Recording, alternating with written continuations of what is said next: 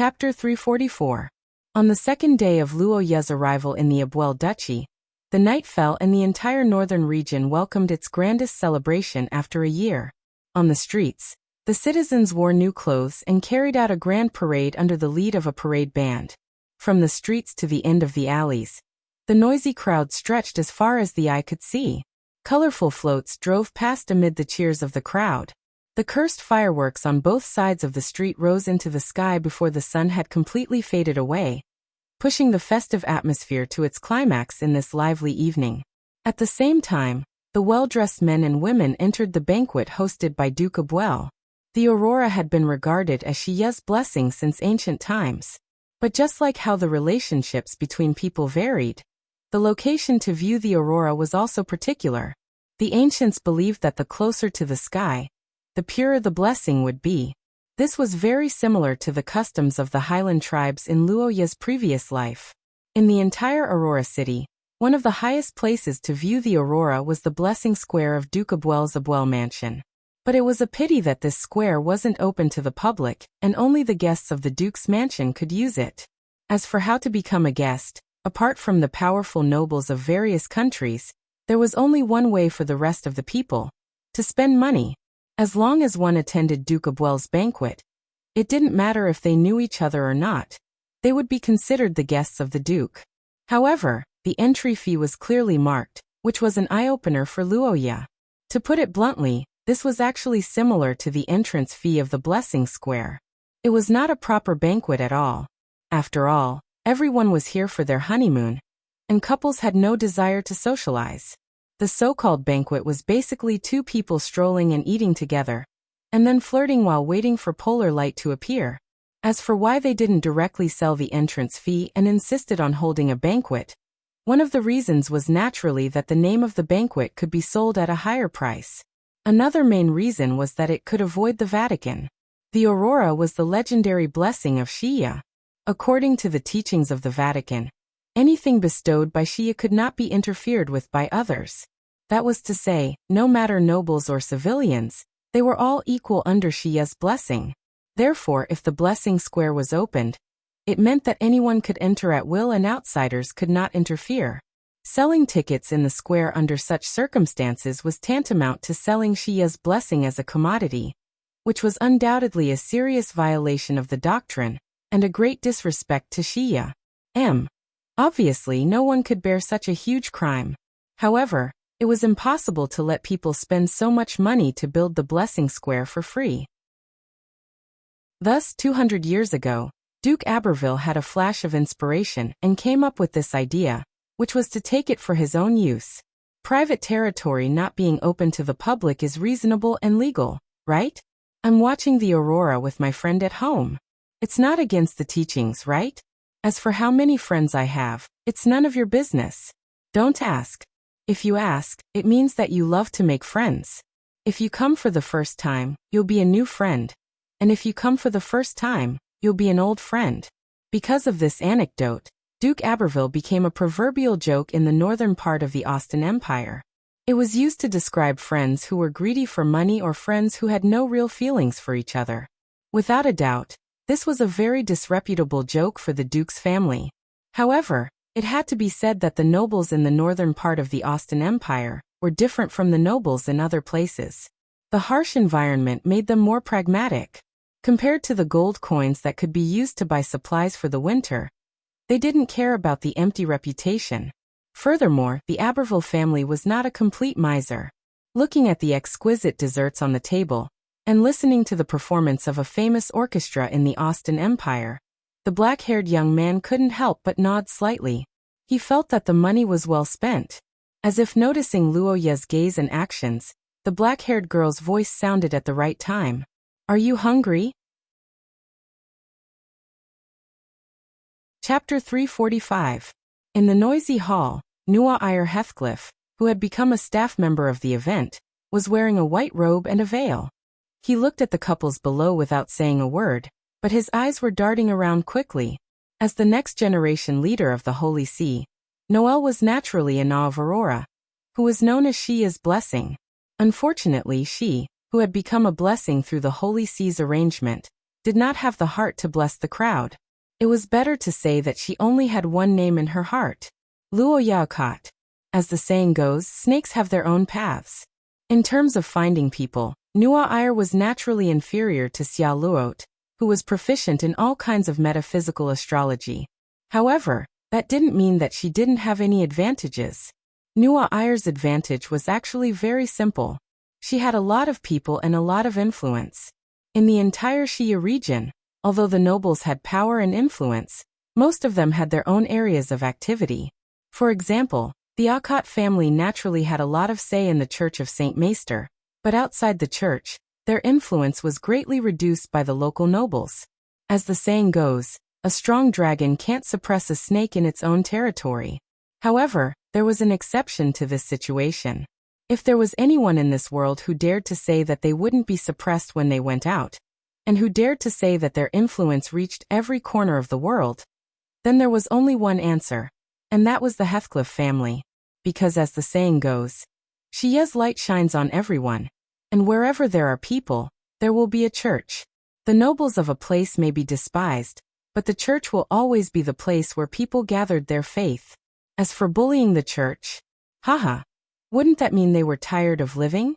Therefore, although Nua Ayer had never been to the northern region before, with the influence of the local church, she was able to mobilize a large number of people in a short period of time.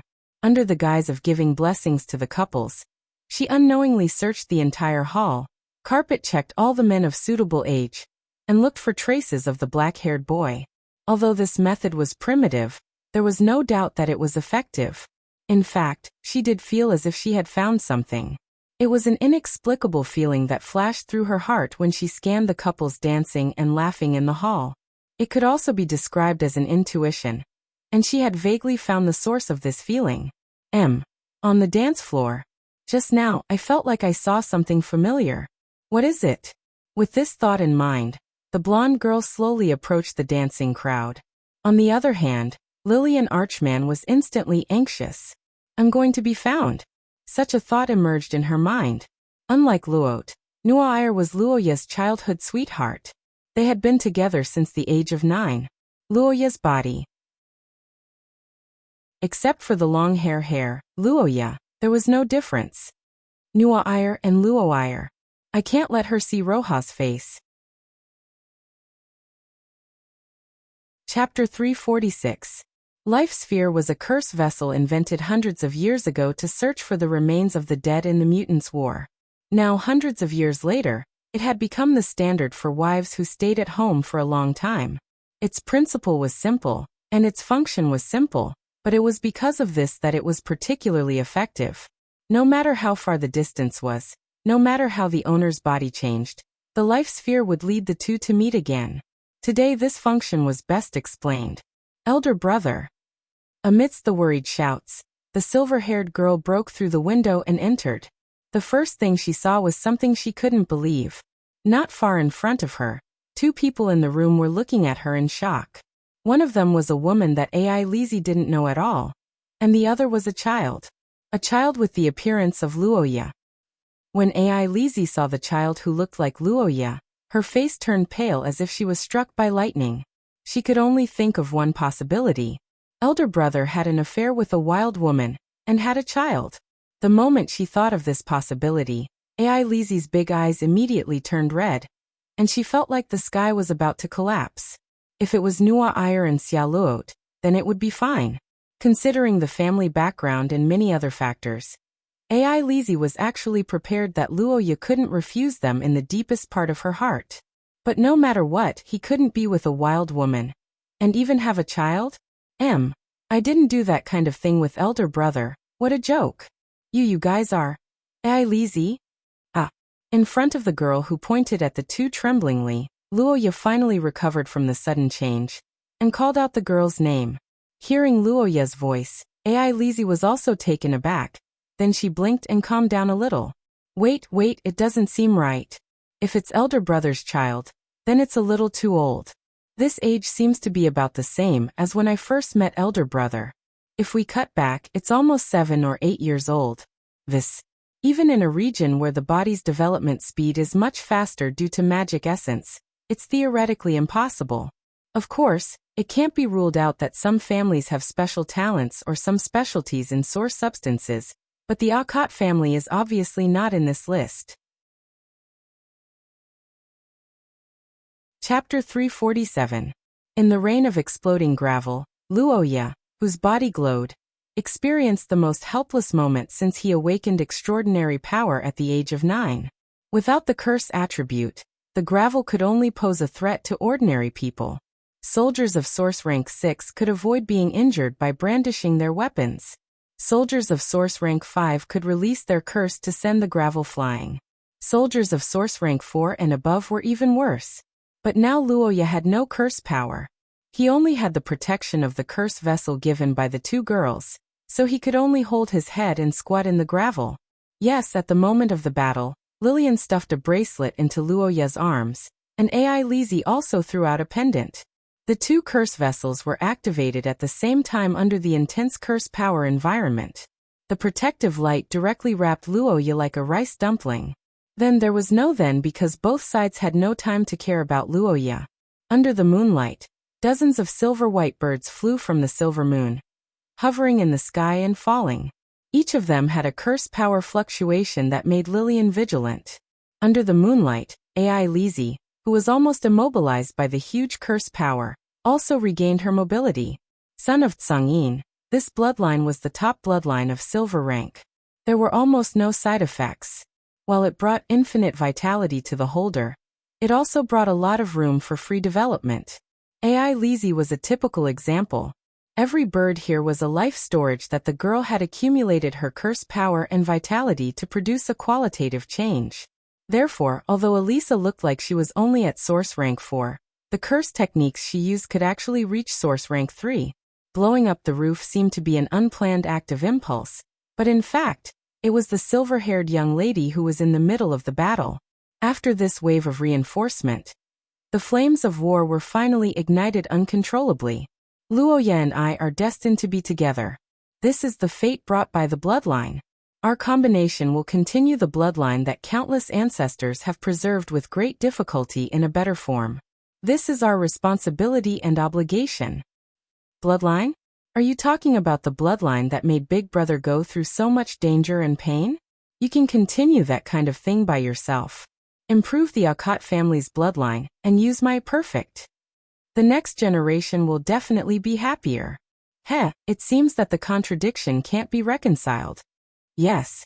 The final communication came to an end in the fierce collision of thoughts between the two, followed by an explosive torrent of curse power.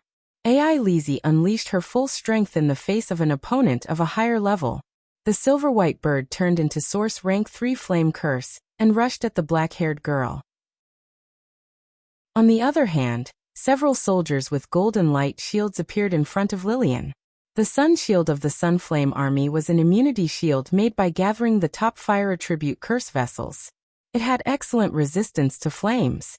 Under the protection of this shield, Lillian didn't move. The flame tornado was like a breeze in her eyes, and it also blocked most of the impact for Luoya behind her. The intense confrontation between the third level of the source grade was unfolding on the tall bell tower. Such a huge commotion naturally attracted the attention of the people in the Blessing Plaza. Faced with such a sudden outbreak of chaotic fighting, some of the couples in the festival began to disperse, but more people were watching the show. In the chaotic crowd, Gulacy led Rose's elites and quickly approached Xia Luot, who was standing with the upper nobles of various countries. Miss, that's... Chapter 348. At the edge of the palace under the moonlight, the blonde girl looked at the boy in front of her with a forced smile. On the other side, Xia Luot lowered her head as if she thought of something. She walked slowly from behind Nua Iyer with a heavy expression. In front of the two, the black-haired boy's eyes widened and trembled slightly. After a moment he forced a smile and asked, "Nua Iyer, what are you talking about? Our relationship is... We've been lovers since we were 9 years old. Although we've never said it out loud, you know about it, right?" Looking at Nua Iyer, Luoya widened her eyes and her lips trembled slightly. The blonde girl sighed and whispered, "Since we were young, you've always known about it, but you've always avoided it. Because of our identities, I didn't blame you and even endured a lot of things for this relationship. But this time, it's beyond my tolerance limit, Nuwa Iyer said with disappointment in her eyes. The reddish-haired girl turned her head silently with a sad expression on her face. Without a doubt, whether it was Nuwa Iyer or Xia Luot, they were both one in a million geniuses. They had a high status in their respective countries and countless pursuers. They weren't weak and cowardly girls who relied on men. On the contrary, they had their own strong self-esteem. Because the relationship with Luoya wasn't easy and their love was too deep, both of them suppressed themselves to a certain extent for Luoya, and even acquiesced to each other's existence. But this time, the situation was different. Remember? After pondering for a moment, the blonde girl clenched her hands and looked at the boy in front of her. Now your body must have suffered some side effects. You don't have much resistance, but it's different from Xia Luot. This time, you took the initiative to leave us, right? The moment he heard Nuwa Iyer's words, the black-haired boy's body trembled. Upon seeing his reaction, Xia Luot's eyes teared up sadly. Although Xia Luot didn't meet Luoya directly and didn't know the boy's reaction, Xia Luot witnessed the boy and Lillian hugging on the balcony. No matter how she looked at it, it didn't seem like he was forced. So if he wasn't forced or deceived, what was this behavior? It was no different from the elopement written in the letter. Chapter 349. It's the aurora. The moment the pink aurora appeared in the night sky, cheers sounded from all directions in the city. In front of the empty palace, the three people who were hugging each other widened their eyes in shock. Pink aurora. This is a rare color in the history of Abbeville. Among the 7 colors of aurora, cyan, blue, yellow, green, purple, red and pink, legend has it that it represents love the most. Following the appearance of this blessed aurora in the night sky, fireworks also rose in the city, embellishing the aurora and drawing a picture of the sky. Under this beautiful scenery, the two girls became emotional. But what they didn't know was that this beautiful aurora would create unexpected results in strange ways. It's actually pink. The last time I heard it was decades ago. The blessing of the pink aurora is a good sign. Hee, it's really suitable for us lovers. It's so beautiful. But speaking of lovers, it must be me and Darling, right? Looking at the aurora in the sky, the two girls took the blessing on themselves. The contradictory statement made Nuwa Iyer and Xia Luot frown at the same time. Then they looked at each other. Hey, what are you talking about? Don't forget that I was the one who lied. Cough cough. I'm saying that I let Darling discover the mistake. You're just a bystander. You didn't even say anything. I didn't say anything? Isn't it because of the plan? I'm saying that it's because your speech was too surprising. Looking at the beautiful aurora in the sky, Nuwa Iyer and Xia Luot had a disagreement for the first time, and they started to quarrel. But hearing the first few words in their conversation, Luoya suddenly felt that something was wrong. Wait, lie? Plan? Why do I feel like I've been tricked?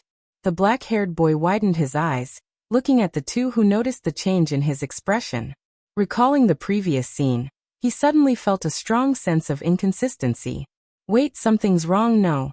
Not just a little, it's a lot wrong. Nuwa Iyer said that the relationship started when we were 9 years old. Is there such a thing? Starting when we were 9 years old? I've been avoiding you, right? And I do have feelings for you, and it's very strong. But lovers? We didn't even confess to each other, right? Usually we don't spend much time together. As for intimacy, after so many years, we only kissed because of the treatment in the history fragment, right? What kind of lover was this? Thinking about it, I did have the identity of Xia Luot's fiancé and protection, but I don't think we were lovers. Xia Luot didn't say anything. Chapter 350. In the sky above Aberville, the aurora continued to blossom under the cheers of the people. On the steps outside the palace, the black-haired young man gazed at the pink radiance, and the anger in his heart gradually subsided as time passed. Nuwa Iyer and Xia Luot had admitted their mistake of deceiving him and apologized. After the commotion, Luoya gradually calmed down under their coaxing and pestering. But more importantly, he realized another more serious problem. It was indeed shameful and infuriating that he was tricked and even cried. But after the initial emotional outburst, Luoya recalled that Nuo Iyer and Xia Luo racked their brains to trick him because they liked him. But because of this, Luoya couldn't help but think about a lot of problems. All along, Luoya's feelings had been drifting too much. When they were young, Luoya could still use age as an excuse. But as time passed, this situation couldn't be ignored anymore. It was a fact that Luoya and the girls around him weren't lovers. Because of this, he had been restraining himself from taking the initiative to get close to them. But it was also a fact that their feelings for each other were much deeper than lovers. They had gone through great hardships and were engraved in their bones. But it was precisely because of this that Luoya became more and more hesitant and didn't know what to do. The most fundamental reason was his instability. Of course, Luoya could accept all the good intentions of the girls. It was also ethically feasible. It wasn't anything new for a noble like Xia to have several wives. His father, Kadia, even encouraged him to have more children. But the fundamental problem wasn't this. It wasn't even the conflict between the girls. The fundamental problem was that if Luoya established a relationship with them and one day, he suddenly disappeared for 2 hours and reappeared as a corpse, what should they do? Just like Xia's law, great power came with a price. The bloodline of the Akit family had brought him both glory and disaster. If Luoya's death in the historical fragment was only a guess in the past, then this time, after facing Plist, he had personally experienced the reality of it. Source Level 1. That was a powerful existence that he couldn't resist. Apart from that, the Witch Queen also brought him the problem of the uncertainty of the ancient gods. Everything told him that the historical fragment wasn't a gentle level-up checkpoint. Instead, it was a dangerous place where he could lose his life if he wasn't careful. Even Luoya himself had goosebumps at the thought of dying in front of his lover, because of a historical fragment. Once this happened, perhaps even the strongest Nuo Iyer wouldn't be able to bear the impact of his lover's death. As for Ai Lizzie, Luoya didn't even dare to think about it because she was too extreme. He didn't dare to touch or mention it, but his feelings were there, making it impossible for him to shake off the girl's hands. This was the reason why he had always gone with the flow. This time, when he was together with Lillian, he was also going with the flow. However, this attitude of neither admitting nor objecting was starting to get out of hand. Luoya's attitude due to the worry in his heart, and the girl's urgent desire to establish a relationship with him, had turned into a sharp contradiction. This incident was actually a microcosm of this, so he had to find a way to resolve it as soon as possible. The fear of sudden death and the irrepressible worry in his heart made Luoya shiver while he was deep in thought. Nuo Iyer beside him was surprised to see this. "Luoya, what's the matter?" "It's nothing. It's just a little cold." Nuo Iyer's eyes slowly widened when she saw Luoya forcing out a smile. Xia Luo also realized that there was something wrong with Luoya, but when they saw Luoya's comforting smile, the two of them exchanged glances and didn't know what to say. Chapter 351. Luoya Akot felt that today's aurora was meaningful. At least, it made him understand something. The girls wanted to establish a stable relationship with the constant danger brought about by historical fragments. This was a contradiction. But was this contradiction really unsolvable? No, there was a way, but it was a method that Luoya would never use in the past. Luoya wasn't sure if the bloodline ability could be actively turned off, but he knew that it was terrifying. There were no signs at all, and the mechanism was uncertain. After entering the historical fragment, it was unknown whether one would live or die. But one thing was certain, and that was the activation of the bloodline ability could be traced. The cheers of the crowd in the distance continued. On the steps of the palace, Nuo Iyer and Xia Luo became more and more uneasy in silence. Ai Lizzie was rarely worried in front of Luoya. She intuitively felt that something was wrong with Luoya, but she didn't know what Luoya was thinking. She didn't know where to start. Time passed bit by bit. When Ai Lizzie couldn't bear it anymore, Luoya finally withdrew his gaze from the sky. He looked at the girls in front of him, thought for a moment and said, "Sorry, I made you worry." It's nothing, it's just... Big brother, what are you thinking?" I'm thinking about the problem I've always had. looking at the worried Ai Lizi and Nua Ayer and Xiao Luot who were silently waiting for him. Luoya was moved. He sorted out his thoughts and said, "For so long, because of the danger of the bloodline ability, I've been subconsciously avoiding making some decisions. I don't want to implicate others, and I'm afraid of causing irreparable consequences. But the result is a kind of destruction to other people's hearts. I've unknowingly done a lot of such things. I'm sorry." Luoya. Hearing the black-haired youth's apology, the three girls had different reactions. Ai Lizi, who had always been focused on eating desserts, didn't have much of a reaction. Xiao Luot felt something, but because they had only known each other for a year, it wasn't that strong. Only Nua Ayer, Luoya's childhood sweetheart, who was rejected the most because of some special hobby, felt the deepest. But when she thought of the bloodline ability that Luoya mentioned, she couldn't help but frown. "Luoya, I know what you're thinking, but the bloodline ability can't be changed. Great power must come with a price. This is an iron law that can't be broken," Miss Angel said softly. Hearing this, Xiao Luot's expression turned heavy. She had experienced the Golden Ship's adventure together with Luoya, so she was very clear about the historical situation. She also understood the youth's concerns. In front of Luoya, Ai Lizi frowned. She thought of the youth's bruises after activating his bloodline ability. Seeing the different reactions of the girls, Luoya's heart felt heavy. He paused for a moment and continued. "Yes, the balance between power and price is indeed an iron law. But what if I give up a part of the power?" Chapter 352. Under the Aurora, Luoya stared blankly at the silver-haired girl in front of him. He still didn't understand the fact that he was the dessert. Beside him, the princess and young miss who were originally immersed in a relaxed and happy atmosphere also widened their eyes. Both of them fixed their gazes on Ai Lizi and were shocked. When a set of rules is established, most people's first reaction is to abide by it, but some people's first reaction is to find loopholes. Ai Lizi was a typical example in their hearts. To put it simply, this child doesn't care about martial ethics. Everyone is happy.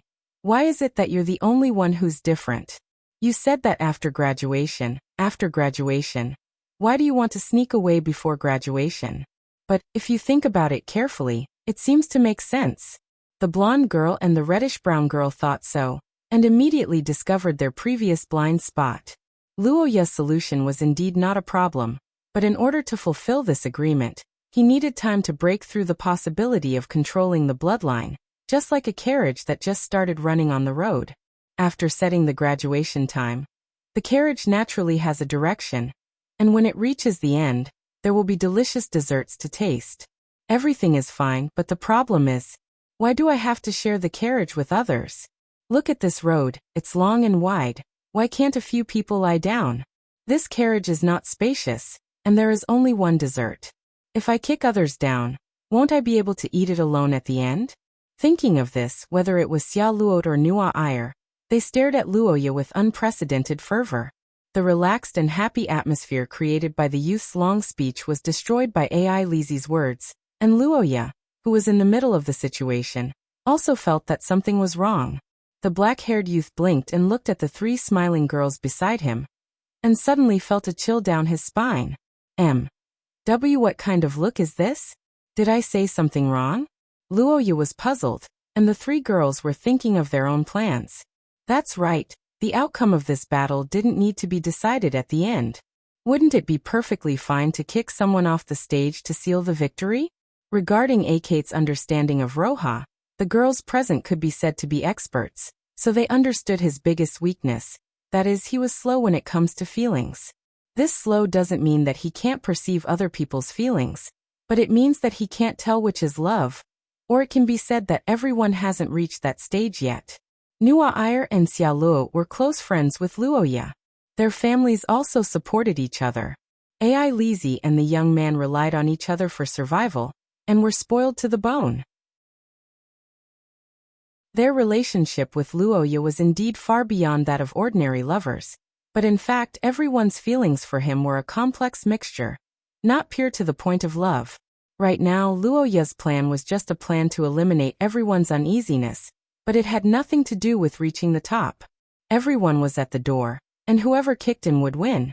As for sharing after winning, hee, wasn't that a joke? Love is war. The loser eats the dust. Chapter 353. When the black-haired young lady suddenly appeared behind Luoya, the atmosphere in front of the main hall tensed up instantly. Nua Iyer, Xia Luot, and Ai Lizzie stopped in their tracks at the same time, gazing at Lillian in disbelief. This woman is here? How is that possible? This thought flashed through their minds almost at the same time. And the reason was simple. Be it Nua Iyer or Xia Luot, they had sent all their elites to intercept Lillian.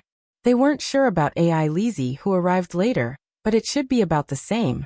In that case, the three parties had sent more than 5 powerhouses above the level of origin class to intercept Lillian.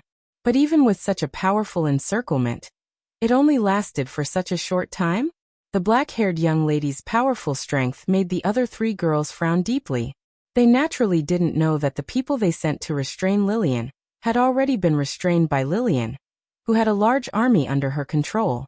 Although Lillian was powerful, it was impossible for her to do anything in a short time in the face of so many elite troops from the Vatican, Lewis, and Akate territory. But even if they couldn't defeat her, they could still surround her. After all, no matter how many troops they had, they couldn't compare to Lillian. But it had to be said that Lillian didn't dare to act rashly after leaving behind a large number of troops to restrain the elite troops of the 3 girls. Although Lillian was furious with the sudden appearance of Luoya's adopted sister, Ai Lizzie, her strength was solid. Although she was only at level 4 of the origin class, her combat strength could reach level 3 of the origin class. As for Nua Iyer from the Vatican and Xia Luot from Lewis, they definitely had their trump cards. Lillian wasn't sure how much explosive power they could unleash in a short time. Of course, the most important thing was Luoya's feelings and political factors. In front of the main hall, Lillian and the 3 girls looked at each other from a distance. But before they could speak, Luoya, who was being hugged, returned to her senses and broke the silence first. Senior sister, I have something to tell you first. After a long silence, Luoya mustered the courage to look at Lillian and said so solemnly. The black-haired young lady couldn't help but be taken aback. Lillian blinked and instinctively felt that Luoya seemed to have recovered some of his mind. Remember? At this thought, the black-haired young lady nodded and let the young man go. Luoya spoke softly about the series of decisions he just made, including the possibility of going into seclusion in the future. But what surprised him was that Lillian, who also had the bloodline of the Akate family, didn't react strongly to his thoughts. Of his thoughts instead, she narrowed her eyes and fell silent in silence. Luoya's dream was to have a stable family. This was a beautiful wish that any normal human would have. But it was a pity that in this world, apart from small families, there were also big families, and the general trend of history. The Akate family produced many heroes. Was it really because they were born to be heroes? No. From a certain perspective, it was a combination of internal education and external environment that created heroes. Luoya grew up without any guidance. He understood the thoughts of the weak the best. That was why he couldn't stand the trampling of the weak by evil and calamity. His personality of hating evil and never giving in was actually the biggest unstable factor. When a disaster happened, when humanity as a whole was facing a crisis, the young man named Luoya would definitely step forward bravely. No matter how much he prayed for peace, he was still an Akate in his bones. His kindness, justice, and benevolence were purer than most awakened in the Akate family. Of course, there was also the possibility that the human world was peaceful during the period Luoya lived in. But this possibility was very small after the appearance of the mutants at the human borders. Chapter 354. In the atmosphere that was so solemn that it sent chills down one's spine, a group of fully armed troops suddenly walked out from the shadows. They walked with their heads held high, and they stood out from the crowd. They were like the apostles of God, and their holy white robes were spotless under the moonlight. Their disdainful aura was revealed with their every move. The St. J Society. In the face of danger, they had stepped forward bravely. Luoya was stunned when he saw the sudden appearance of the group. The girls who were on the verge of exploding stopped and turned around. Under everyone's gaze, Francis puffed out his chest and nodded in satisfaction. The arrogance and compassion that belonged to the apostles of God was revealed on his face. The lost lambs would always show such a look when he appeared. It wasn't strange at all. After all, Francis also felt that their appearance was so sudden and unexpected, just like the precision and elegance of their swordsmanship. Launching a surprise attack during a festival was a tactic that could catch the enemy off guard. And today's situation was even more suitable for him to take advantage of the situation. Before he rushed over, Francis had carefully observed the situation and found that the capital of Aberville was unusually chaotic today. Not far away, a large-scale armed fight was going on. Judging from the nature of the curse power, it should be a conflict between the Holy See and the heretics. After a visual inspection, he also found the Loche gem magic and suspected the Austin Empire's army. When he saw this, he knew that the best opportunity had come. Religious conflicts, national hatred, these were all conflicts that couldn't be resolved. Once a war started, it wouldn't stop until one side was completely defeated. And this was the situation that Francis liked the most. Opportunities that could only be encountered by chance always came quietly, just like luck knocking on the door. It had to be said that Luoya, as a blasphemous sinner, was indeed cunning. He actually used a certain method to conceal himself from many curses, including prophecy spells. However, this method of concealing his whereabouts also blocked his escape route, leaving him empty. There were many forces that wanted to help him. But so what? Who else could find such a target other than them who had the Saint Envoy? And the facts proved this point. 1 source ranked level 3 and 3 source ranked level 4. This was the defensive strength of the targets under the hammer of the God Spirit, unable to withstand a single blow. Look, even he was trembling in fear. Looking at the trembling black-haired young man in front of him, Francis, who was confident in his victory, revealed a proud smile. However, he didn't know that in Luoya's eyes, he was the real Saint Hero, the only designated savior. What a group of cute people. Looking at the familiar white robes and the members of the Saint Hero Society under the moonlight, Luoya felt his eyes welling up. He looked at the girls around him, and noticed that Nua Iyer and the others were naturally vigilant. This group of people. Chapter 355. Under the night sky, when the Austin Empire's cavalry took the lead to attack the Saint Heroes Society's action team, Director Francis finally realized what was going on here. Previously, the Saint Heroes Society judged that Luo Yaokot had entered a period of weakness. With the help of a few guards, she blended into the crowd to avoid trouble and cut off contact with all parties. However, based on the current situation, this statement was obviously wrong. The conflict between the Vatican and the infidels, the conflict between the Austin Empire and Locks, everything was just a show to lure them into the trap. This demon child even pretended to be harmless and acted innocent here. God! What kind of scheming was this? What a sinister and vicious person. Is this the enemy of God? At this time, in the sky, birds composed of curse power and vitality were flocking from the boundless moonlight. They followed the AI Lizzie's outstretched hand and guided the destructive curse to attack below. The silver-haired girl's eyes were as red as blood, and boundless killing intent mixed with the attack poured down. To put it simply, she was a bomb. The moment the AI Lizzie made a move, Francis was surprised to find that he was targeted by as many as 2 digits of Source Level 3 curses. Even with the strength of Source Level 2, it was difficult to resist so many attacks. After a short consideration, the middle-aged man chose to retreat, but he didn't know that such an action made him miss the best opportunity. Nua Iyer stretched her wings of light into her arms and took out a curse vessel containing crystal water droplets with layers of seals. Her hand touched the box-like curse vessel, and then she was surrounded by countless brilliance. Layers of brilliance surrounded her body and penetrated into her skin like silk. "Dear, come to me." On the ground, Xiao Luo's golden souls began to surge like never before. The liquid curse vessel covered Luo Ye's defenseless body like a wave.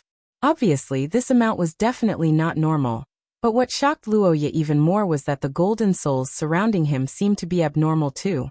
Obviously, Lillian's powerful strength gave Nua ire and Xiaoluo a lot of pressure, so the two came prepared this time.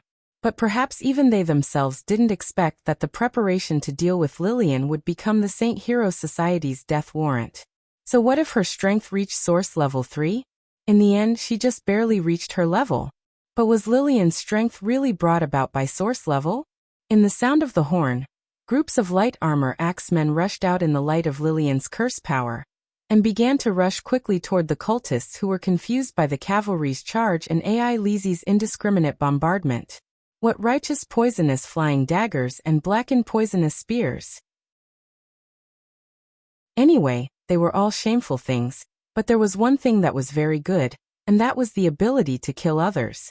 Lillian did not forget what this battle was about. Now that the four families had joined forces, the end of this group of cultists had already been decided. But she was not here to kill the cultists, she was here to snatch Luoya. This woman has no morals. The liquid golden souls condensed and boiled in her hand, then turned into an undetectable golden wind under the aurora, and swept in the direction of the Saint Heroes Society. They entered the nostrils and mouths of the cultists who were fighting fiercely, and then penetrated into their bodies. A shameless trap, a vicious weapon, and a sinister curse. "I'll kill you all."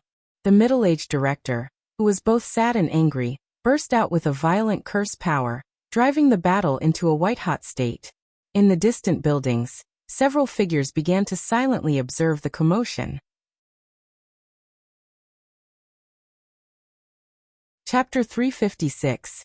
The distribution of war achievements was not easy to verify, especially when there were several forces mixed together, and the situation of fighting for the head began to appear. That was why Francis was scared. He did not know about the others, but he knew that he was being targeted. Therefore, he chose to go all out. The highest belief of the Saint Heroes Society was the Mother Goddess, who possessed power far beyond that of ordinary gods. However, it was clear that even as a director of the Saint Heroes Society, the sleeping Mother Goddess would not pay attention to him. The directors of the Saint Heroes Society were well aware of this, but there was a problem that could not be ignored. They lacked the support of the gods with the highest combat power among the various sects and organizations other than the Shia Orthodox Church. And Francis was one of the rare ones who could communicate with the Mother Goddess and obtain a part of her power as a director of the Saint Heroes Society. Seeing such a horrifying scene, the soldiers present stopped in their tracks. Luoya, who was at the back of the crowd under the protection of the Golden Soul, could not help but shrink her pupils. Although Francis was still in pain, he pulled a smile on his face. Francis said as his body trembled. A large number of his bones were broken, causing his body to curl up. Together with the smoke that rushed out of his body, he looked like a broken bellows in the kitchen. However, to his surprise after hearing his words, the black-haired boy in the distance was stunned. "Then it's all right." When the black smoke of death rushed forward like the Grim Reaper, a wall made of steel shields suddenly appeared and firmly blocked the horrifying spell. At the forefront of the shield formation, a tall and slender woman was exuding a majestic and heavy power. She took the lead and launched a counterattack against Francis. In the past, Francis was almost invincible when using this method of attack. But now, although there was a little girl with the angel bloodline on the opposite side, her strength was far inferior to his. Therefore, he did not care and planned to deal with the others first. The Akkat army was guided by the gods to join Luoya's team. In order to better carry out the mission of protecting Luoya, the two ancient gods had also given them power and blessings. Behind her, Rodney and Wood also stepped out and began to attack. The middle-aged man whose body was glowing red had his muscles bulging. Under his use of the strength source substance, he demonstrated the most primitive aesthetics of violence through close combat. All the black ghosts that wandered around in front of Rodney were smashed into pieces by him. The huge skeletal hand opened its palm, and every time it smashed down, the ghosts formed by the black smoke would be smashed into pieces. The ground trembled under this huge force, and the originally flat square became a construction site. Since when was the strength of Akkat army? As the allies of the Akkat family, although the Vatican and Loche were surprised, they could still accept it. After all, in their eyes, the Akat family had always been rich in martial arts. As an ally, the stronger the better. However, this scene in front of Lillian's eyes made her deeply shocked. Due to her ability, the girl who was more focused on military matters fell into deep thought. As for Francis, he was already dumbfounded. Why do I feel like I'm going to lose after this big move? Cynthia, you did well. Now Big Brother is mine. AI Lizzie's excited voice was heard, and the girls who saw this magical scene suddenly came back to their senses. Not good, I'm going to lose. What should I do? If this goes on. Shia above. My palace. Do you desire wealth? The brown bear-like man blinked and looked up when he heard the familiar voice. In the light of the spell, Xia Luo Tserofia walked in front of him. The girl stretched out her hand, pointed at the Saint Heroes assembly in the distance, and said in irresistible persuasion, 100,000 gold coins kill.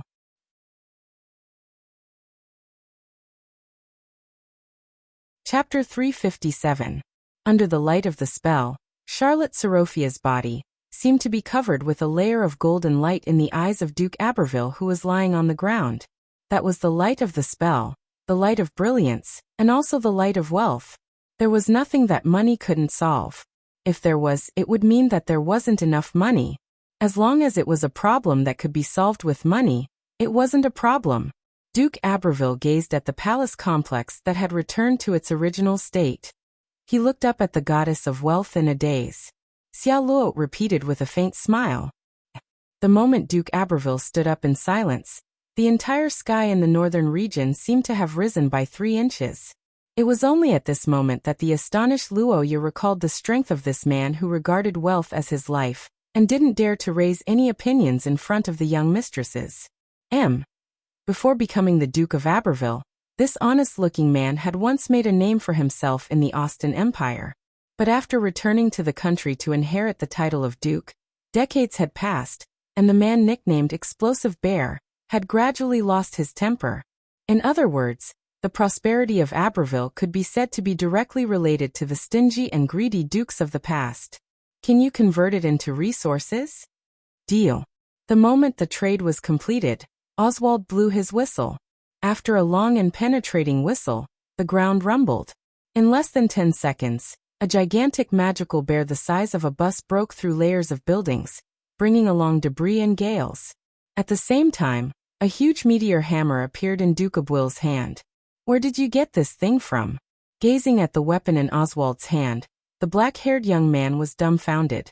But what surprised him more was that it wasn't just the gigantic bear that was coming. More and more bear-riding warriors were rushing over from afar.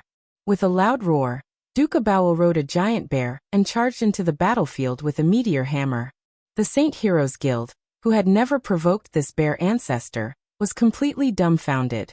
The giant meteor hammer whistled like the wind and lightning and smashed the head of a level 3 source rank cultist. Noelle could not help but condemn the reddish-haired young lady when she realized that there was a large group of new troops around her. However, Charlotte did not care at all. She kept firing with the jeweled trigger in her hand, the smile on her lips elegant and dignified. You. After receiving the blessings of the Gulandair and Paytila, Cynthia, Rodney, and Wood's body's side effects were greatly reduced. The advantage of being cultists became more and more obvious. Although they were only level 3 source rank, as divine warriors, their combat strength had reached level 2 quasi-source. Looking at his subordinates who were about to die in the distance, Francis was burning with anger. Luoya Akat, sinister, cunning, despicable, and shameless. She looked like an innocent and harmless child, but her mind was so deep. Mother Goddess is watching me. Not good. Retreat. He's going to self-destruct. At this point, there was not much curse power left in Francis's body. However, as long as he sacrificed all his bones, he could completely convert the curse power into death aura. However, if he were to unleash his power aimlessly, the effect of the attack would not be ideal. However, it was more than enough to kill a child who did not have much supernatural power left in his body. Go to hell. Luoya Akat. Boom. A violent explosion shook the sky. A black shockwave with the power to suck flesh and blood swept out and swept across the square. Chapter 358. When Francis leaped into the air and launched the final blow to kill Luoya, an unprecedented sense of crisis rose in the heart of the reddish-brown-haired girl. The moment Francis made up his mind, Xia Luo's bloodline fluctuated violently. The unique command of fate made the girl aware of the danger almost subconsciously. In the midst of Francis' hateful roar, the violent explosion with the black smoke with the attribute of God was imminent. Xia Luo, who was familiar with the similar curse mechanism, understood Francis' idea almost instantly and made an emergency response. In Xia Luo's rapid shout, the liquid golden soul instantly wrapped the black-haired boy's body, and then ejected into the distance like an airbag. Luoya only saw a golden color in front of his eyes. The next moment, the violent acceleration made him plunge into the inner wall of the golden soul. Unlike the almost gaseous death attack, the golden soul was subject to great wind resistance and was not light. The result of such a race was almost obvious. In a few seconds, the wind of darkness approached step by step. However, just as the death attack was about to catch up with Luoya and give him a fatal blow, a strange spell fluctuation came from the black-haired boy's arms again. Remaining use. 1 second to remember. When the black-haired boy saw the system prompt, he couldn't help but be slightly stunned. The next moment, a violent shock suddenly descended, causing Luoya to be knocked around inside the golden soul. Boom! Wang! Enchantment. There's an enchantment here, and it's even an enchantment that can block this kind of divine attack. The boy, who had just experienced a crisis, blinked with a blank expression, then looked down at the system. He felt that his eyes were about to tear up. Blessed ear of rice. Forever a god. But this place is... There's someone.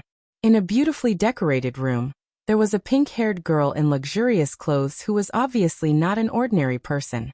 She seemed to be pouring tea with a teapot in her hand, and there was a figure in armor beside her. In the silent room, Luoya Akat stared blankly at the two people not far away. The reason for his attention was very simple. Xia had extraordinary powers and various races. Her body was strong because of mutations, and there were countless people with special abilities. Her hair was actually very colorful, just like the girls around Luoya. But it had to be said that even so, there were very few people with pink hair. Luoya paid attention to the pink-haired girl who seemed to be of a different race, but what surprised him even more was the figure in heavy armor beside her. The reason was simple. Luoya knew this person. Looking at the figure wearing heavy armor, and observing Luoya with the pink-haired girl, the black-haired young man was stunned for a moment before he captured the information of this person in his mind. What was going on? Why was he here? Ah, wait, so that's how it is. Did he bring his girlfriend here to see the aurora? Aberville was indeed not far from the Kingdom of Knights, Pender. I didn't expect to bump into him here. The black-haired young man who had this thought breathed a sigh of relief and stood up. When he was about to open his mouth to apologize politely and leave, he didn't expect a magnetic exclamation to suddenly come from the armor. In the room, hearing William's exclamation, the black-haired young man widened his eyes and his body instantly stiffened. Chapter 359. In a dark room without lights, the black-haired young man stared blankly ahead. The aurora outside the window penetrated the glass and shone on the figure in heavy armor and the pink-haired young lady, adding a layer of different dreamy colors to them. What's going on? He knows me? It was normal for Luoya to recognize Williams. After all, he had never met him before, but he knew a lot of people. Williams' features were so obvious that it was hard for him not to remember. However, it was too abnormal for Williams to recognize Luoya. If a person knew the previous Luoya, then there might be some unknown fate between them. But if a person knew the current Luoya, then the problem was too big. The last person who knew him was the Sage Society that wanted to kill him. I see. You must be frightened when I suddenly called your name. But don't worry, Luoya Akat. We are your friends. Not bad. If your current state doesn't affect your memory, you should still remember our reminder in your dream. Hearing William's words, the black-haired young man couldn't help but reveal a surprised expression. After a slight pause, Luoya immediately recalled the nightmare he had on the way to the northern region. Looking at his reaction, The pink-haired young lady picked up the pen on the table and wrote something on the notebook. Then she raised the notebook gently. Could it be that the one who spoke in the dream was you? Hearing this advice that always appeared at the end of the dream, Luoya stared ahead and couldn't help but ask in surprise. The pink-haired young lady didn't answer, and only nodded again. Seeing this, Luoya fell into silence for a moment, and his tensed nerves relaxed slightly. It seems like the two people in front of me are really my allies, but why? Thinking of this question, Luoya raised his head and revealed a puzzled expression. As if sensing the young man's doubts, the figure in heavy armor spoke again. Treader of the ancient will? What are you referring to? Ever since Luoya learned of the existence of the Sage Society of the Twilight, this was the first time he heard this word from someone in this era. The black-haired young man could imagine what it meant. That's right, we are the descendants of the Twilight Sage Guild. Under the light of the aurora and the sparkling fireworks, the affirmative words entered the black-haired young man's ears. While he was shocked, he also sighed. Luoya had such a conjecture for a long time, but as he investigated the Philosophers' Association, he couldn't find anything. This contradiction made him suspect that he had guessed wrongly, but today, William's words proved his conjecture right. Are you the descendants of the members of the Twilight Sage Society? How could he prove this? You should know that in this era, not only friends but also enemies know this name.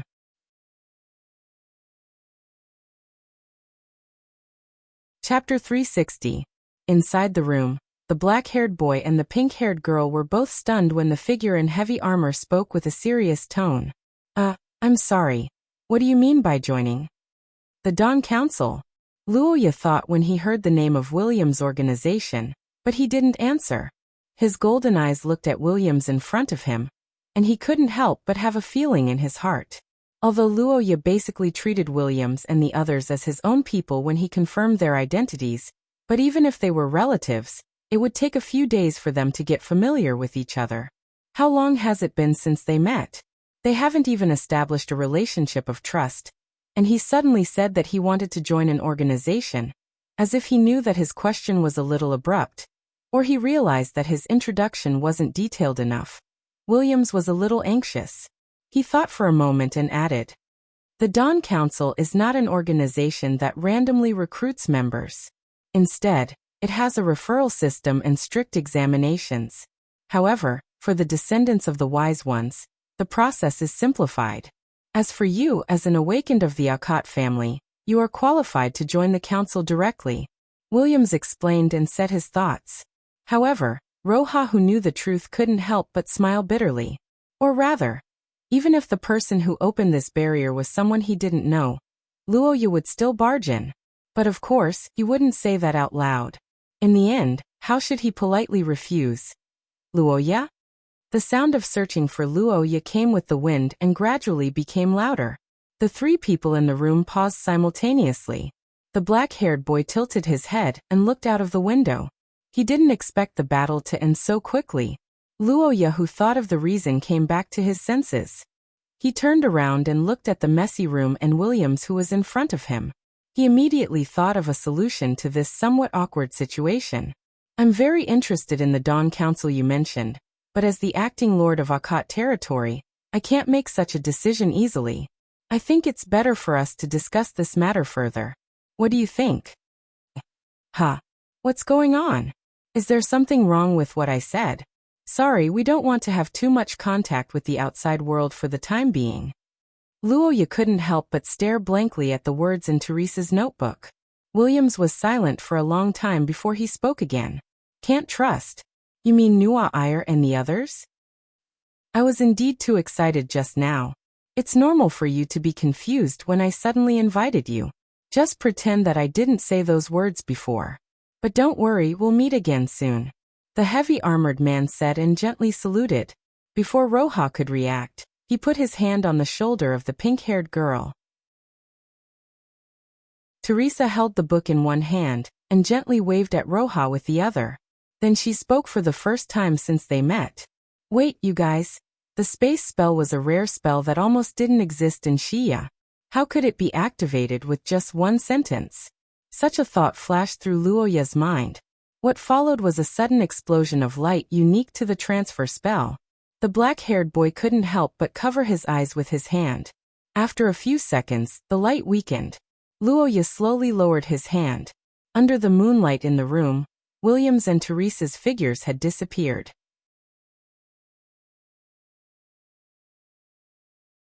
Chapter 361. Luoya? That's great, you're fine. Asya Loot, you're here. Is the battle over? The reddish-brown-haired girl stared into the depths of the room where Luoya was staring and blinked her eyes in confusion. Feeling Xia Luo's confusion, Luoya thought for a moment, but didn't say anything. Nothing. I'm just curious why there's a barrier around this room. Maybe it's a hotel rented by some big shot. He's probably watching the aurora in the Blessing Square, haha. It had to be said that the deterioration of the competitive environment had brought about an inward-looking effect. In this era where there was only one sweet spot, the girls would resort to all means to win, and they were becoming more and more unscrupulous. 1 second remember this encounter with Williams and the others was a complete accident for Luoya, but in general, the advantages outweighed the disadvantages. At least it allowed him to obtain a lot of information in advance that he didn't know before.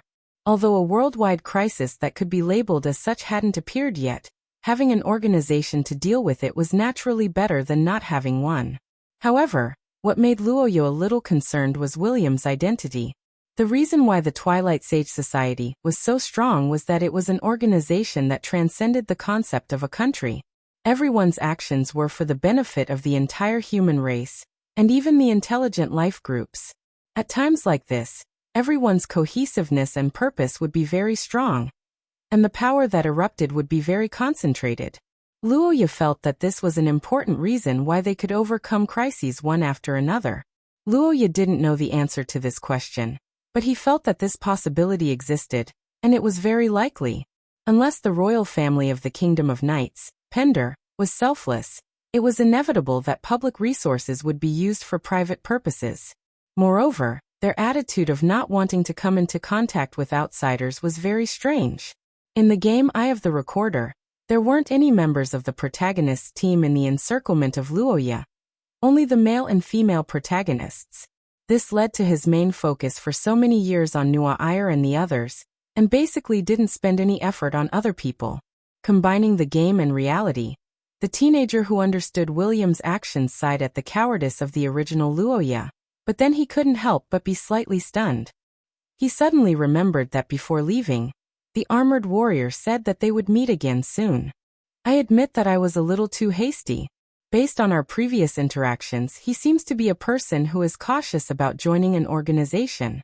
Yes, but originally, I thought that he had a chance to directly agree, but he failed. The feeling he gave me was a little different from what I had imagined. I can't describe it, but I feel like it conflicts with my ideals. Maybe it's just my imagination. This chance encounter with Luoya Akit was undoubtedly an unexpected situation. But this kind of encounter also had its advantages, and that was that both sides could see each other's true intentions without much preparation. Defining others based on your imagination, and then being disappointed because they don't fit is not a good thing.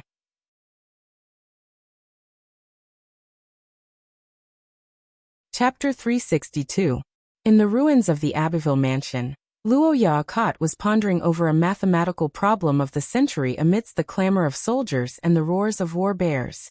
The black-haired young man was engrossed in his thoughts. Behind him, the young ladies were in a mess. On the night of the silver moon after the aurora vanished, a silver-haired young lady pointed at the charred corpse of a cultist and questioned indignantly. The blonde young lady stood before her with a calm expression. She glanced at the corpse that Ai Lizzie pointed at, and retorted calmly, "You think it's yours just because you say so? What a joke. You used a sword to slash it? Then you should let your sword speak. I should be the one saying that to you. We killed that director named Francis, so it's only natural that we get the most credit." On the other side of the ruins, Nua Ire and Ai Lizzie were arguing over the issue of battle merits. The red-haired young lady was busy settling the bill for Duke Abbeville. Lillian was inspecting the corpse at the side, and Luoya was having a headache. As competitors, the girls naturally did not trust others. Therefore, the task of recording the results of the battle had been assigned to the 4 camps. However, the problem was that after the battle ended, the total number of enemies killed by the 4 camps was 77.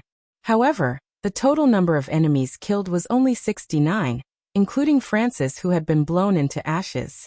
The moment this universal problem appeared, Luoya knew that things would be difficult. And the facts proved it. After the battle ended, Nuwa Iyer and Ai Lizzie, who didn't have anything else to settle, started arguing. The other 2 young ladies probably did the same after settling their own matters. Luoya, come here for a moment. Upon hearing Lillian's call, Luoya strode over after being taken aback for a moment. Nuwa Iyer and Ai Lizzie, who were arguing, looked at each other and stopped arguing as well. The 3 of them arrived at Lillian's side with 1 in front and 2 behind. They found that the Royal Highness was looking down at a corpse on the ground. Luoya felt a chill in his heart when he saw Lillian looking down at the cultist. He thought that Lillian wanted him to judge the prize, but he didn't expect that after approaching, he found that Lillian's expression was very solemn.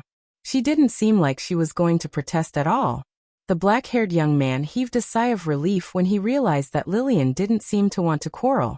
Then he observed the unsightly male corpse on the ground. Luoya scanned the corpse in front of him carefully and realized that this was the conclusion he could draw. But the black-haired young lady spoke with an unpleasant expression. Similar? How can the bloodline of our family have? Wait. Holy emissaries were a very special group of people in the Saint Heroes Society. They had a lofty status, but they did not necessarily have strong strength.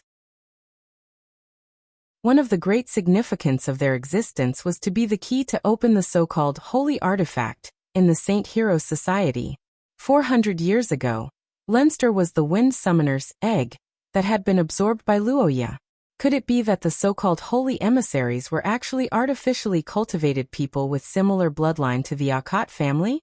This possibility does exist, but the bloodline of the Akot family is too special. What method is used? Hearing the young lady's question, Luoya didn't know how to explain for a while, but he understood one thing. That was, the so-called special curse vessel was definitely problematic. He remembered that the information of the Saint Heroes Society mentioned that it was similar to blood. So the source of this blood, Nuwa Iyer and Ai Lizzie didn't know the current situation, and seemed a little confused. It wasn't until the reddish-haired young lady came over that Luoya ended his contemplation, and the atmosphere eased. No, it's nothing. Xia Luot, how are the casualties on your side? Xia Luot, who strolled over, said and glanced at Lillian coldly. Luoya, who wanted to change the atmosphere, couldn't help but be stunned. He suddenly had a bad feeling in his heart. As if confirming his guess, the black-haired young lady frowned when she heard Xia Luot's words. She thought for a moment, and after a moment, she curled the corner of her mouth and spoke back. What did you say? After seeing Aurora and defeating the cultist, Luoya, who was exposed, had no reason to stay in Aberville. Leaving was a matter of course, but just like the previous quarrel, where to go was a problem. In addition, the young ladies also discussed the allocation of time.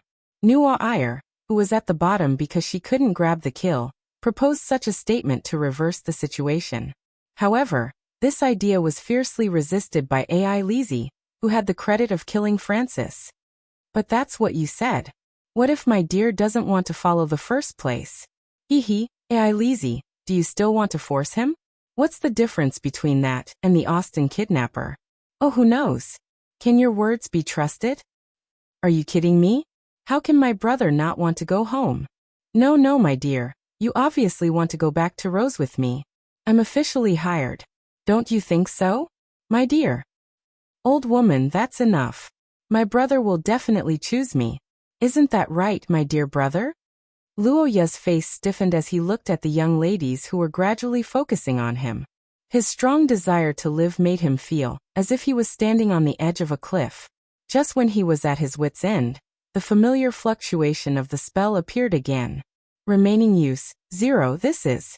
Before the young ladies could finish their exclamations, Luoya's body had returned to normal. The familiar feeling of power once again descended upon him, and his brain felt much clearer. Holding the blessed ear of wheat that had lost its effect, The black-haired young man was very excited. Now he could finally answer the young lady's questions. Under the night sky, Luoya looked at the young ladies who were still in shock. Just like before, the corner of his mouth curled up and said calmly and gently, "I'm going back to Leinster. I'm going back to Leinster.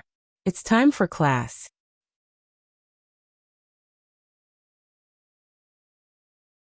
Chapter 363. Father, why do I have to wear these things? Armor, that was something a child of this age would naturally not like. Moreover, this kind of armor was accompanied by a certain degree of pain. It was natural for her to want to take it off. Very simple. According to the ancient prophecy of the Three Races Alliance, there may be a great calamity in the future. As the successor, you must obtain great power and hide your identity as much as possible. This armor was designed for this purpose. The man's answer was solemn and serious, but to the child's ears, it was no different than usual. The thin and weak child sadly lowered her head and said with a choked voice, "You don't need to play, those noises will only weaken you. You only need to become strong." Silence once again filled the hall. As if feeling that his attitude was too harsh, after a moment, the man walked down from the throne, sighed and opened his mouth to explain. "Oath. In other words, as long as I persevere until they reappear, it will be fine." The man pondered for a moment, reached out his hand and stroked the child's head and smiled. In the dreamscape formed by the memories of the distant past, a name that had been forgotten for many years suddenly lingered in her ears, causing the sleeping girl to abruptly open her eyes and wake up with a start. Why did she suddenly think of her childhood? Was it because she took off her armor today? "No, it's rare to take off my armor. I should have slept better. Is there a problem with my body?"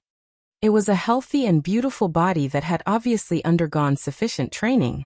Slender and straight legs, a slim waist without any excess fat, a full chest and a snow-white neck.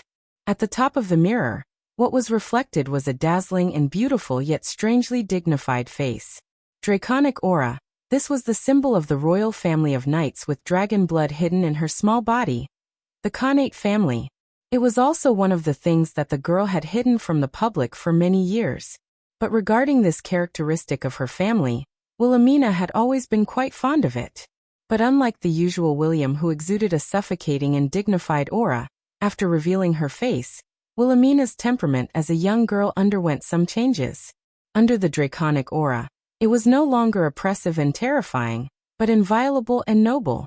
Wilhelmina checked her body that was almost perfect because of the dragon's blood. She found nothing. Frustrated, she walked back to her bed and lay down. She had to face the last possibility in her mind. Wilhelmina's heartbeat quickened as she recalled the young man she met under the northern aurora a while ago. She had to admit that the handsome Luoya would have a certain impact on any woman. Even Wilhelmina, who had always treated herself as a man, found it hard to escape. She even hastily sent out an invitation because of that. "This time, I can't mess it up again."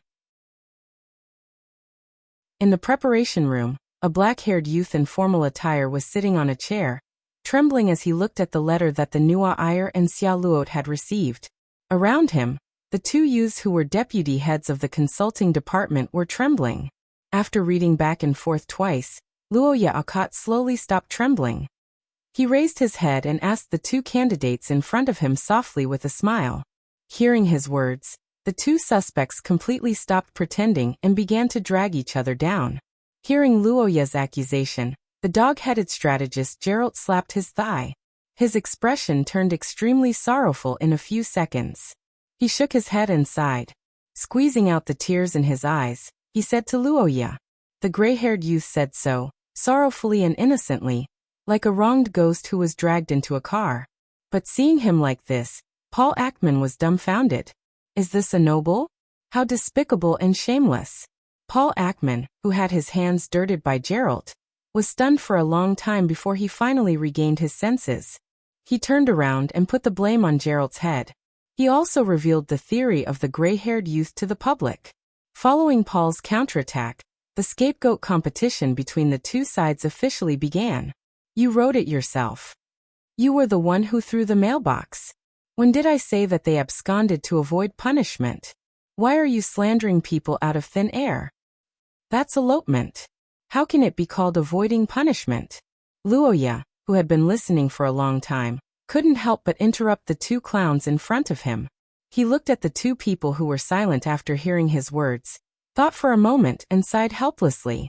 It was human nature to seek advantages and avoid disadvantages. When there was a problem, the two didn't pretend to be indifferent. Instead, they actively acted to help Luoya. There was no doubt that there was a decisive difference, especially when the problem was the elopement of the Austin Empire's princess and Luoya. This was a big deal, and it was definitely not good to get involved.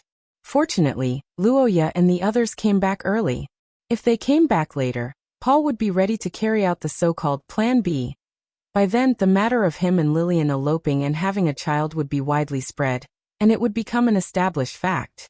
It would probably be as noisy as the Jiangnan leather factory. The black-haired youth thought for a moment, looked at the two youths and said softly, "Hey? Clean up." Hearing Luoya's punishment, after sighing, Paul and Jellic were taken aback. They obviously didn't expect the punishment to be so light. The black-haired youth raised his eyebrows and said with a weird expression, No, I think cleaning up is good." Listening to the two clowns, Luoya shook his head helplessly. He stood up and walked to the door under the gaze of the two. Luoya said and opened the door. The next moment, cheers and applause from the outside poured into the room. In the wave of voices, the black-haired youth turned his head and looked at the two stunned people with a smile. After all, tonight belongs to us.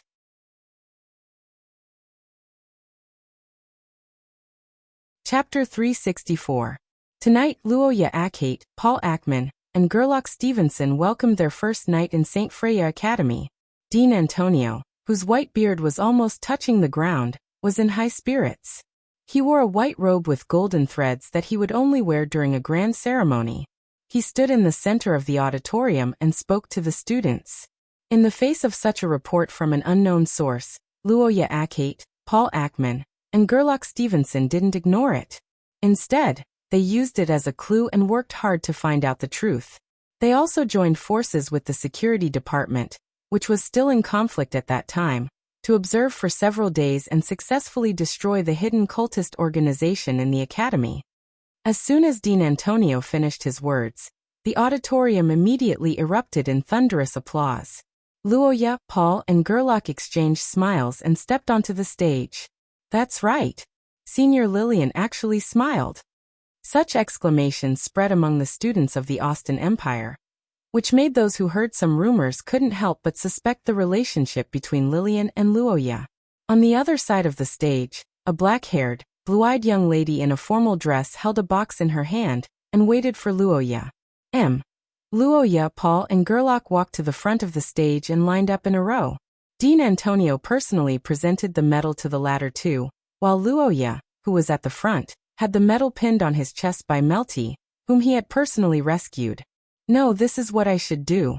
Protecting an upright and kind person like you and maintaining order in the academy is my responsibility as a preceptor. Sir Luoya, I'm from the Austin Empire. Can I join the Blue Rose faction?" Upon hearing Melty's request, Luoya smiled and replied. The young lady was touched. The girl said with tears in her eyes. The next moment, she stood on her tiptoes and kissed Roja's cheek under the watchful eyes of everyone. Oh. Although it was permissible for a lady to kiss on such an occasion, it still required a lot of courage for an Austinite to do so. Therefore, Luoya wouldn't avoid it even if he knew about it. Otherwise, he would become a fool who embarrassed the lady. In terms of publicity, this kind of behavior could also play a positive role. The award ceremony came to an end with Luoya and the other two as the finale. However, the enthusiasm of the students in the audience was even higher than before, because it was not the end of the ceremony, but the celebration banquet organized by St. Freya Academy, which was one of the reasons why many people came here. Such a luxurious store lineup could be considered a gourmet exhibition. It was too attractive for foodies, especially for a certain black-haired young man. Walking along the corridor leading to the banquet hall, Luoya Akate looked at the excited students rushing to the rows of tables. He tried his best to suppress his desire to eat. Nua Iyer, who knew him well, couldn't help but laugh. On the other side, Xiao Luo also tried hard not to laugh. Hey, you're a prince after all. Can you not be so embarrassing? This is Vivian's Surprise Restaurant's Rainbow Truffle Roast Chicken.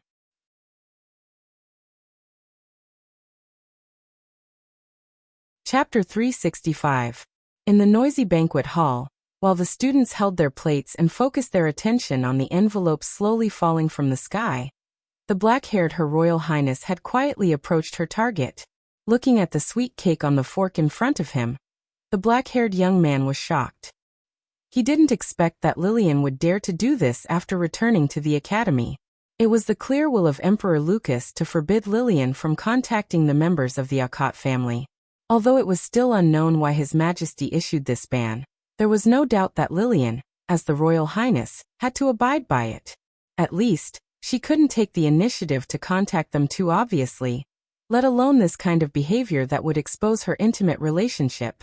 Luoya, who was aware of Lillian's intention, was about to refuse, but before he finished speaking, Paul Aikman suddenly walked over. The young man held the plate and blocked the scene of the two making contact. Luoya was stunned for a while. Listening to Lillian's urging and looking at Paul's back, Luoya was stunned for a while. Worried that others would see him, he could only lean over and suck Lillian's fork in his mouth, then quickly return to his original position. As for the black-haired girl, she walked past the young man as if nothing had happened. The two just brushed past each other as if nothing had happened.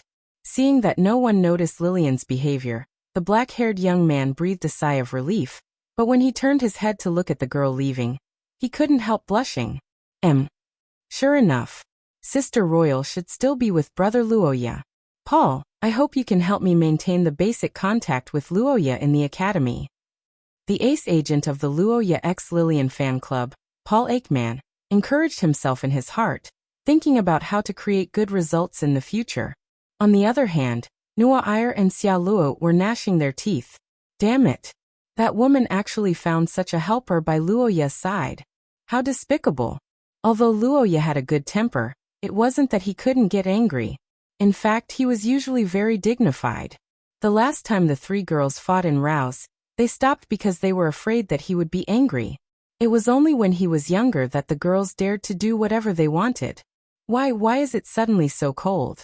Favorability plus 80, plus 50, plus 20, plus 40, plus 110. Once upon a time, Luoya had looked down on things like favorability points. After all, favorability points were different from things that could make one stronger after exchanging for gold coins. It seemed that favorability points were only useful for developing territories. However, after experiencing the battle with the Saint Heroes Society and the dispute between the girls, a divine artifact had changed Luoya's perception. In this award ceremony, the actions of Luoya and the other two were made known to the public. After knowing what they had done to punish evil and promote good, the students in the audience naturally felt admiration, approval, and other emotions. And after seeing Luoya receive the award, they yearned for it and yearned for it. Director, thank you. No, I should be the one thanking you. In the end, this is the result of everyone's hard work.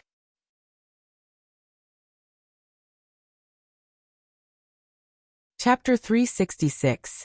Half a month ago, not long after Luoya's body recovered, a familiar yet special experience made him relive the nightmare that he had almost forgotten.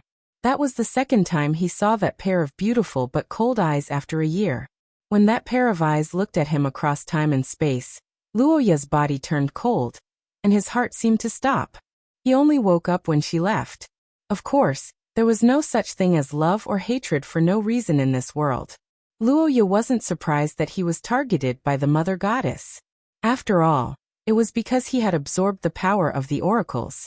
However, it had to be said that being watched by the gods gave Luoya a lot of pressure and trouble. That was the problem of ancestor Estrella. One of the clues was the guardian Antonio who survived the war, and the other was the artificial elf Margaret. As Luoya had only returned for a short period of time, he hadn't contacted the two parties yet. However, Luoya was sure that they didn't have any good ideas. After so many years, there was still no news of the scholar. The only possibility was that things were out of his expectations. This was also the reason why Luoya used the goddess of fate's advice. Under the influence of these two forces, Luoya set this goal for himself. As he silently chanted his wish, the blessing in the system was successfully activated. Activation successful. Blessing effective. Ding. It's that easy to obtain? But what kind of advice was it? Goddess of fate's advice. Time limit, 10 seconds. Looking at the first effect of the goddess of fate's advice, Luoya Akit was stunned. Is your but an auspicious sign? It's the blessing of the goddess of fate. You can't just spout nonsense. Thinking of this, Luoya took a step forward. He took a deep breath, lowered his waist and extended his leg. In the next moment he shot a powerful shot at Paul Ackman's buttocks. Paul, whose chrysanthemum was suddenly attacked, was dumbfounded. He only had time to let out a short scream before he was kicked away by a powerful force. The scream of being strangled was not noticed by the music and the noise of the crowd. However, the scene of Luoya kicking Paul fell into the eyes of the two girls. The black-haired boy didn't know that his actions had unknowingly eliminated the anger in the hearts of the two girls in the distance, thus resolving a small crisis. At this time, Luoya was observing Paul's parabola, trying to figure out how the goddess of fate's advice would affect the goal he set. Such doubts arose in the young man's mind. Under his gaze, Paul dashed toward the crowd ahead.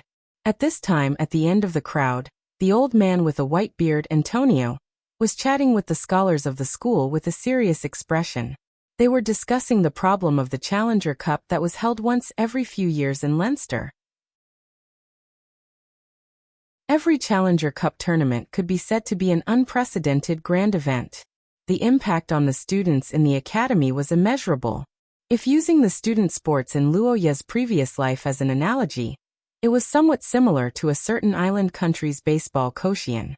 But in Shia, in the country of scholars, the Challenger Cup's impact was even greater. After all, in terms of scope, if a sport like baseball was based on all the citizens of a certain island country, then spells in Shia were based on the entire human world. And the winner of the fierce spell tournament only represented one thing, and that was strength. In the process, they would burn blood and tears, exhaust their wisdom and courage, and use everything they had to challenge the one and only throne. And the winner would also receive unimaginable fame and wealth. Originally, according to the rules of the previous years, the first years who had no actual combat experience were not allowed to participate. However, the internal and external environment this year was different. Whether to stick to the rules or to break through and innovate, this was a difficult choice, even for these high-level administrators. Seeing that the long discussion was fruitless, Antonio, who was stroking his beard, suggested. However, he did not expect that before his voice died away, a figure had already rushed toward him. At the critical moment, Paul Aikman's figure flashed and descended from the sky.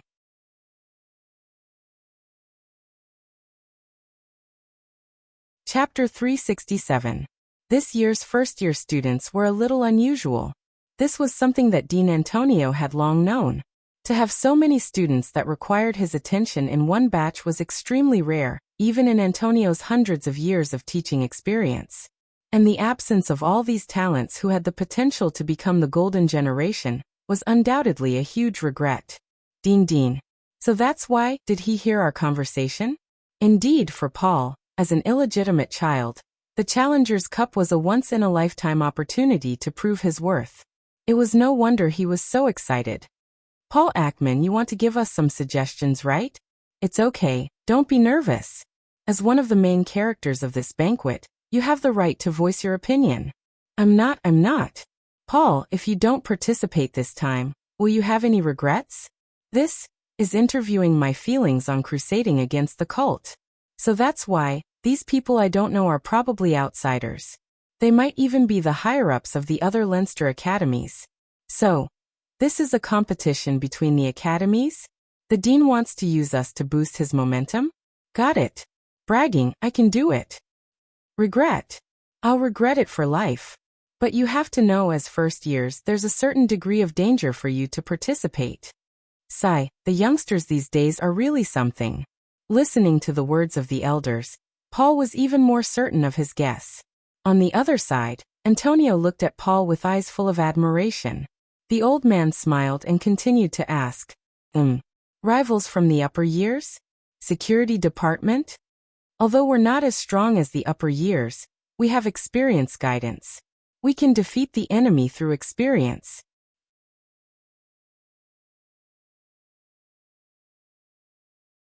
Chapter 368.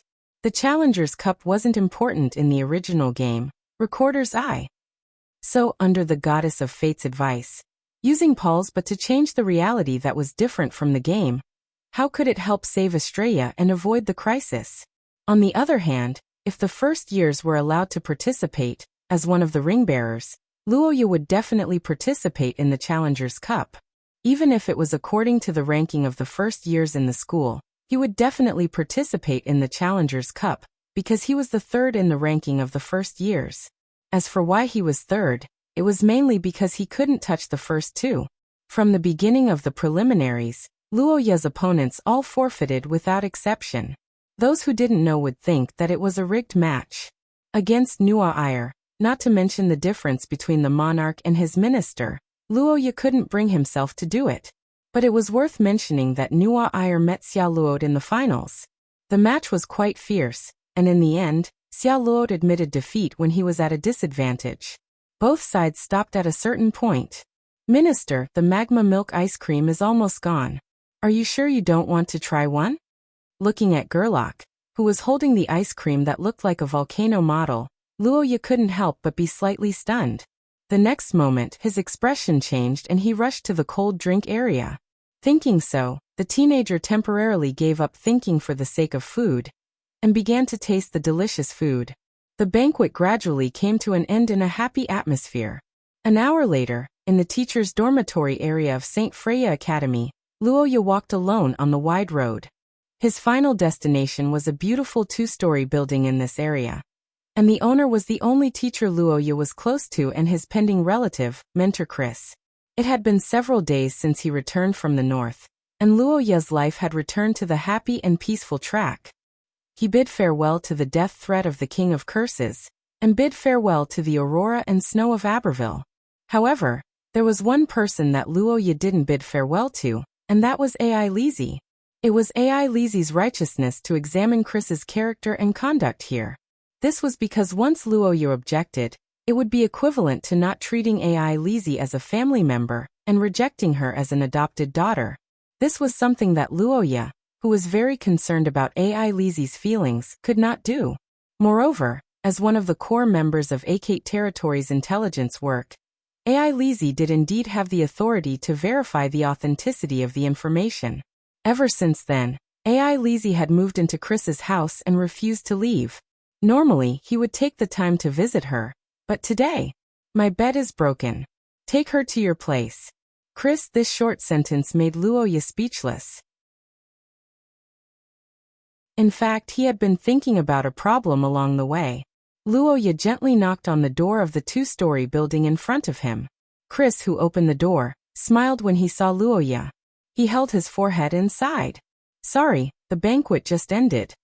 You did a great job this time. Thanks to you, I even have more content to write to you. This. While Chris was stuttering from Luoya's question, a silver-white figure suddenly rushed out of the room and threw herself into the youth's arms, interrupting Luoya's questioning. Big brother, I missed you so much. Looking at the girl who was excitedly rubbing against his chest like a small animal, Roja's heart began to overflow with pampering. He didn't say anything about it. Looking at the two of them who were so in love with each other, Chris couldn't help but smile. Chris smelled the sweetness and smiled ambiguously. On the other side, Ai Lizzie secretly made a gesture that everything was going well. But for a teacher, this problem didn't exist. Chris's teacher's dormitory was a standalone building. After his family and friends registered, they could move in. Therefore, the current situation was that Ai Lizzie held the right to send letters to the Akate family, while Chris held the right to stay in St. Freya Academy. After thanking Chris for taking care of Ai Lizzie, the black-haired youth waved goodbye to the young girl. The two of them walked along the road towards Tsang's hall. But what the youth didn't know was that at the same time, in front of St. Freya Academy's gate, a luxurious carriage with a sword and shield emblem slowly came to a stop. The tall coachman raised a document and loudly announced the name of the person who came. Kingdom of Knights, Connaught family, open the door.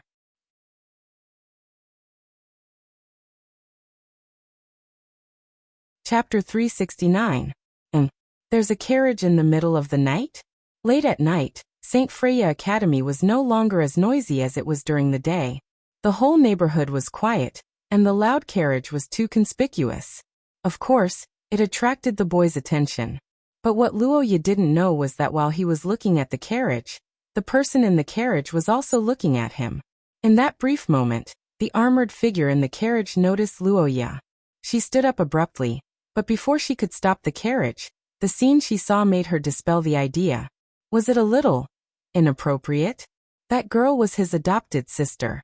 But she remembered that students were not allowed to bring their family members. William stopped at this point. The teaching staff went forward and respectfully knocked on the door. After a slightly dull knock, the old man's voice came from the room. When the old man's voice responded, the door lock automatically opened, and Williams walked in.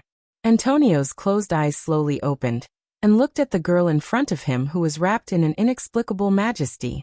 Honorable Sir Antonio, my father is doing well, thank you for your concern. As Antonio spoke, he couldn't help but sigh softly as he recalled the past.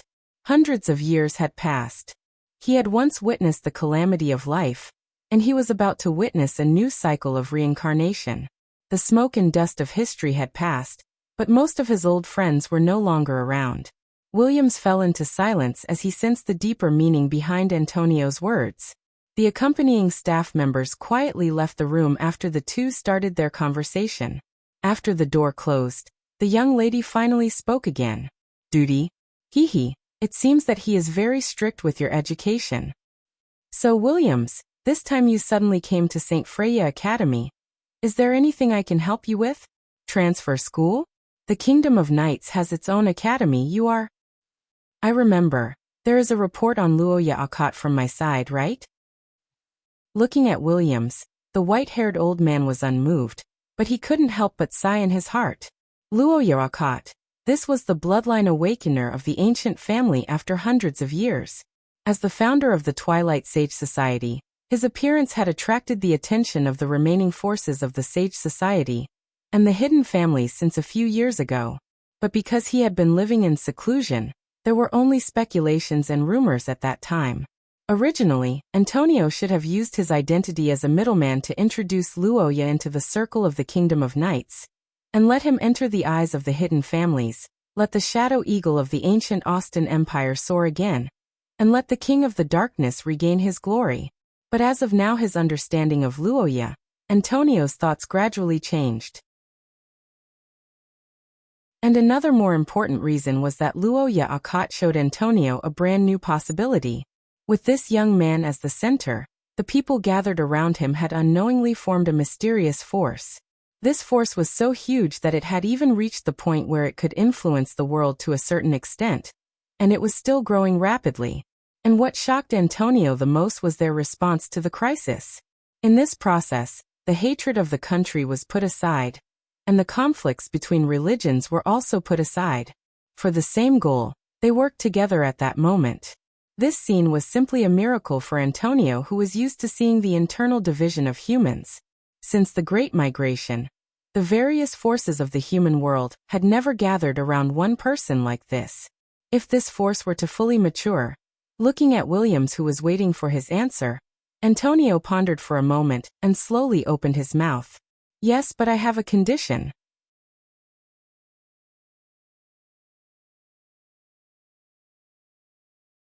Chapter 370. I say, Ai Lizzie, can you explain why you're in my bed? Old Sama is awake. Good morning. Don't you think you've been using this trick too much recently? Ai Lizzie, don't think you can get away with it. After the two returned to Tsang Hall yesterday, Luoya decided to give his bed to Ai Lizzie in order to let her sleep comfortably, while he himself stayed in an empty room on the second floor for the night. Without a doubt, as a dormitory that hasn't been used yet, the condition of the empty room is definitely not very good. This move is completely Luoya's behavior of spoiling his sister. Old Sama, I'm not familiar with the bed. Although that room is good, I can't sleep.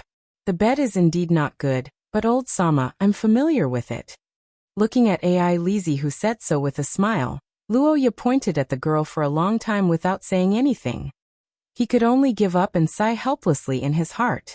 The black-haired boy sat on the bed and looked into the distance. He felt that this was completely different from the plan he made a few years ago to let Ai Lizzie become more and more independent as she grew older. As for Ai Lizzie herself, he didn't have the slightest intention of alienating her as she grew older. The deviation from the past expectations and reality made the boy a little skeptical of life, but this didn't stop the girl from hugging his arm and rubbing against it. After helplessly stopping Ai Lizzie's further offensive, the two washed up and went to the small dining room to have breakfast. It's just that it's worth mentioning that because of Lillian, Ai Lizzie was extremely hostile to Paul, who was also an Archimon, making Paul restless and helpless. He ate with trepidation. Later, Luoya specifically chatted with Ai Lizzie and told her about Paul's situation. Only then did she ease up. Of course, not looking for trouble is not looking for trouble, but when eating, she still has to sit far away. Don't even think about looking good. But this is probably the limit of what the girl can do. Minister, Miss Ai Lizzie, good morning. Looking at the young man with dark circles under his eyes like a national treasure in his previous life, Luoya raised his eyebrows and looked puzzled. And opposite Garak, Paul also had the demeanor of an immortal and stood out from the crowd. He smiled and said good morning to Luoya. Noticing the state of the two, Rohan naturally asked for the reason. Behind him, Elisa also stuck out her small head with a puzzled expression. So under the two's questioning, they heard the reason for the two's ascension, which was to revise for the exam. The mathematics curriculum in St. Freya's Academy was extremely difficult. It had already surpassed the average level of Leinster University. Facts had proven that no matter which world one was in, mathematics was a nightmare for some people. For Paul, who had not received much education since he was young, it was simply a disaster. Then the intensive tutoring began. As a result, after a night of tutoring, Paul was fine, but Jellic was going crazy. The reason was very simple. Isn't that great? So what about now?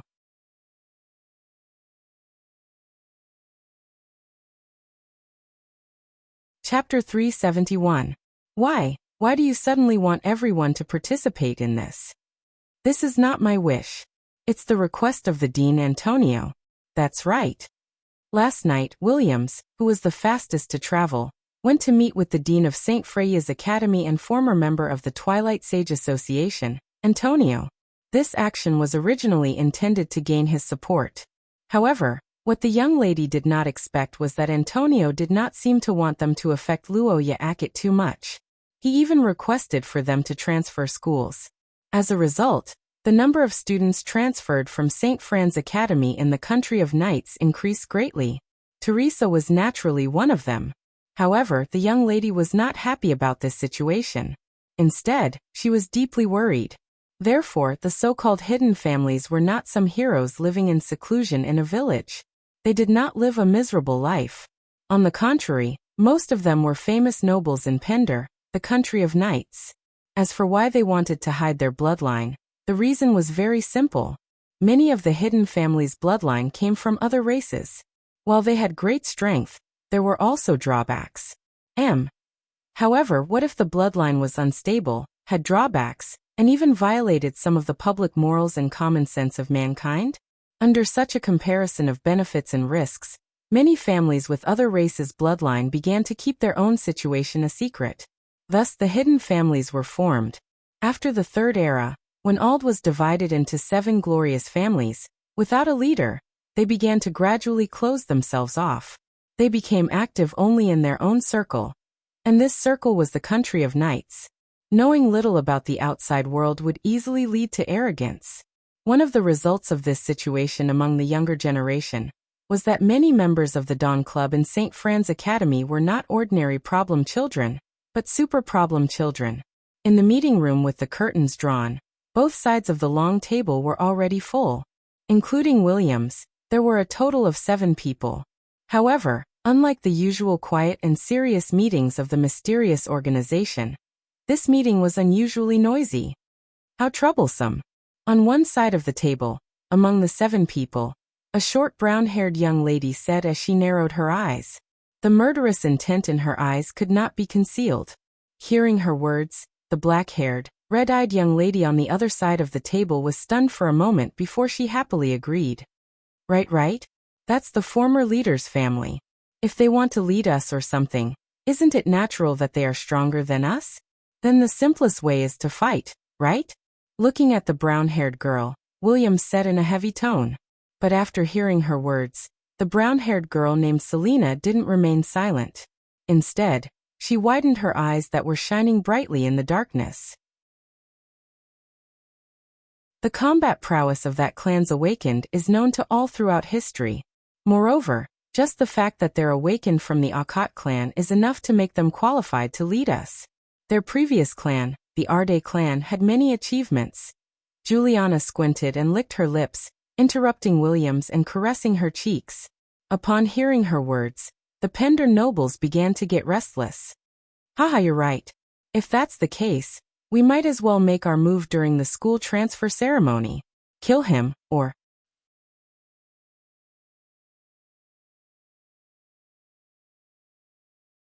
Chapter 372.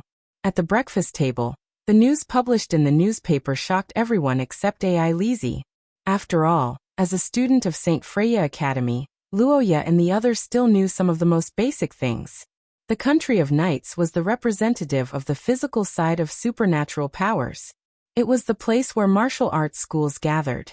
It had its own St. Fran Academy, and had very little interaction with St. Freya Academy.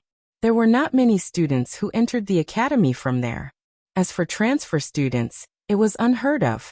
However, under such circumstances, there was more than one transfer student in the country of knights. Luoya naturally thought of Williams and the others. But from the sudden appearance of the goddess of fate's words, this matter seemed to be related to Gurak.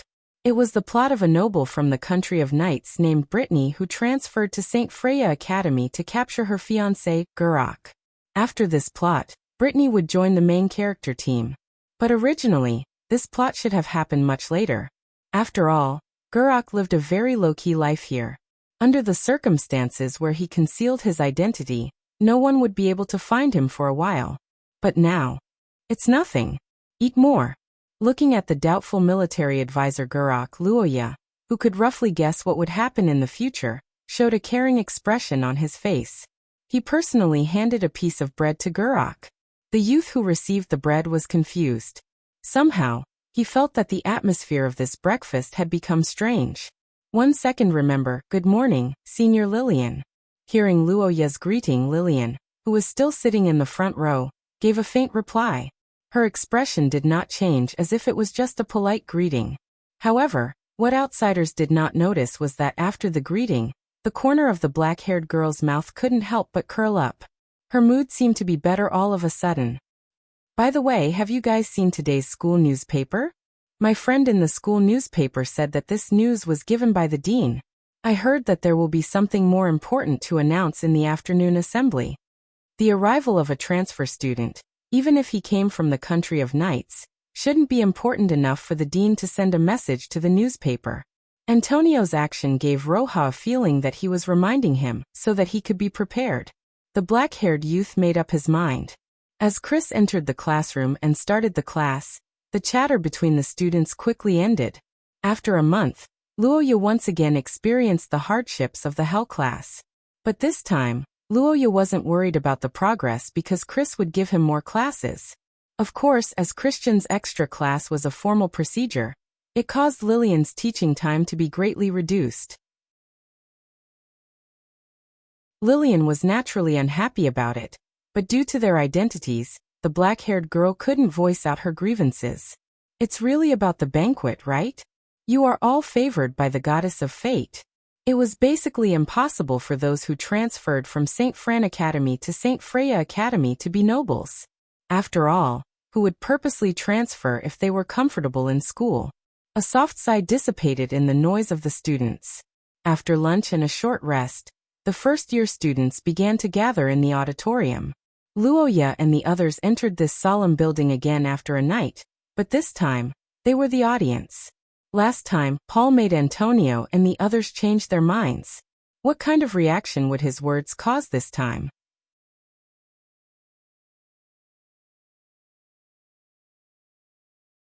Chapter 373. When the 7-person team headed by William stepped onto the stage, the excited students who had yet to calm down gave a warm round of applause. All the students present, regardless of their gender, couldn't help but have curiosity in their eyes. Under such circumstances, the first-year students who were already excited couldn't help but feel excited. On the other hand, the transfer students who stepped onto the stage were indeed different. The girl with pink hair and pink eyes was gentle and cute. She had a smile on her face but didn't speak, Teresa. The tall and muscular man who didn't wear any armor, Gelt. The girl with black hair and rare red eyes, Juliana, who was wearing a lace aristocratic costume. When the 7 boys and girls with their own unique features appeared in front of the crowd, the students below the stage immediately began to whisper to each other's ears. Don't you think the blindfolded person is a little handsome? The girls clapped their hands and looked forward curiously. The boys were even more excited. They looked at the girls with unique clothes and couldn't help but comment. No, obviously the one with black hair is better. She has a very elegant temperament. The overly realistic thoughts blurted out, satisfying the curiosity of the students. However, in the audience, beside Luoya, the gray-haired boy's reaction was completely different from the other students. Looking at the golden-haired girl on the stage, Jellic's face turned pale, and he trembled like a sieve. He never thought that the transfer from the country of knights was not a student who couldn't stay there anymore, but a big noble of Pender. Among the 7 people present, except for Williams of the royal family, everyone was the heir of a great aristocratic family, especially Teresa and Brittany. Both of them were the daughters of the Duke's family. But this wasn't the main point.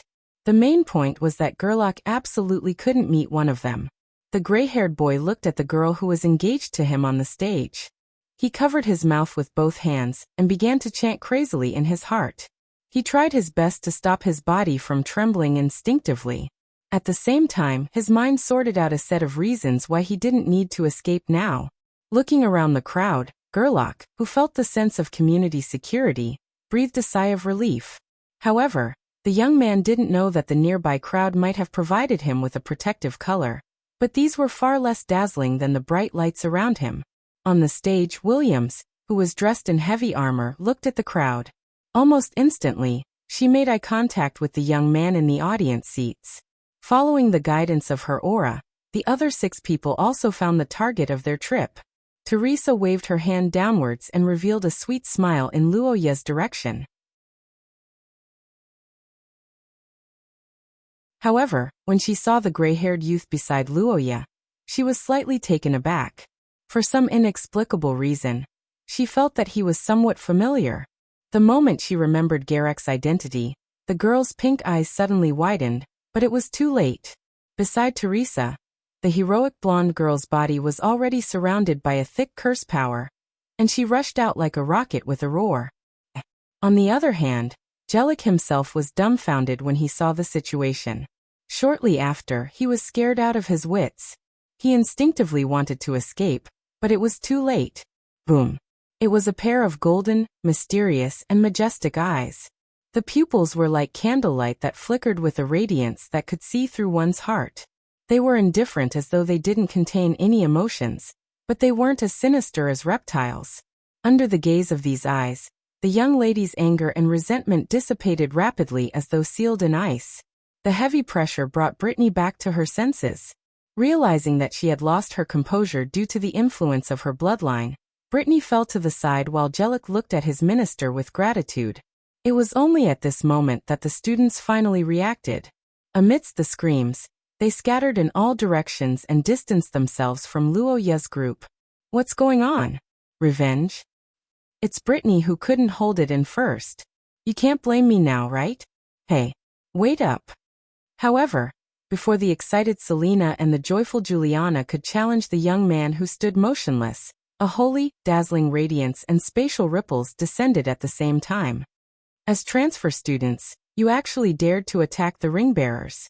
How unbelievable! Can I interpret this as you challenging the authority of the ring bearers? However, seeing them appear, Selena and the others didn't shrink back. At the same time, Williams and Teresa arrived one after the other. The armored man wanted to explain, but when he saw the two girls beside Roja, he fell into an inexplicable silence. The two sides looked at each other in silence. Only the aura of the curse grew stronger and stronger. On the seemingly forgotten ceremonial stage, the white-haired elder gazed at the two parties with a glint in his eyes.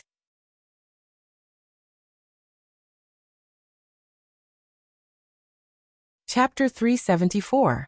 Inside the auditorium, with the black-haired young man and the armored Williams as the center, the two major factions glared at each other with swords drawn.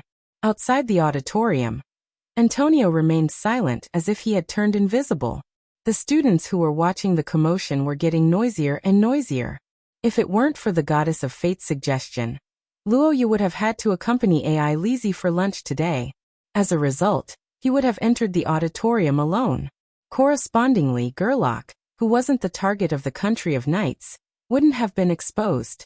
The auditorium would have ended peacefully with applause. Gerlach didn't need to run anymore, and Luoya didn't need to chase after him because he had been exposed. Due to Brittany's actions, some people in the country of knights seemed to have changed their attitude toward Luoya. Brittany's loss of control was similar to a broken window effect. As she wasn't stopped in time, she became an example. The young girls named Selena and Juliana began to break free from William's restraints and reveal their true natures. Nua Iyer and Xiaoluot were also alarmed by Luoya's involvement. The members of both sides swarmed into the auditorium, which led to the current confrontation. If Brittany had attacked Luoya, the young man could have laughed it off after defending himself. However, the one who was attacked was Gerlach. Naturally, Luoya couldn't forgive Brittany on behalf of others, nor could he hand Brittany over to take the blame. Your Highness Williams, Miss Teresa, long time no see. Please allow me to express my gratitude for your help in the north. Long time no see, Luoya. What an acquaintance. Your Highness Williams, some of your members were too excited about transferring to another school, which led to some misunderstandings between our friends. I don't think this was the country of knights' intention. What do you think? Williams apologized politely, which made Luoya sigh in relief. However, before the young man could rejoice, the armored figure suddenly looked at Nua Iyer and Xiaoluot with hostility in his tone. What? As everyone knows, the country of knights believes in strength. Although we are now in a foreign country, we have no intention of listening to the instructions of the weak. Only the strong can gain our respect. We haven't fought yet, so I don't know about these things. With William's sudden provocation and his public declaration that he would not listen to the ring-bearer's declaration, the audience was in an uproar. Nua Iyer took a step forward and asked with an angry smile. Xiaoluot reached into his arms and grabbed the bottle containing the golden soul. So we can go now, right? I've been waiting for a long time. As a warrior who pursued battle and slaughter all year round, Selena was always interested in the strongest of her enemies, just like Miss Angel, who was overflowing with curses. However, before she could launch her attack, a sudden heavy pressure mixed with a bone-chilling coldness suddenly appeared from the side. When the young lady turned her head and focused on Luoya, the black-haired young man looked at her for the first time. When his golden eyes landed on the brown-haired young lady, several shadows suddenly appeared in the young lady's eyes. What followed was an intense fear that aroused Selena's instincts.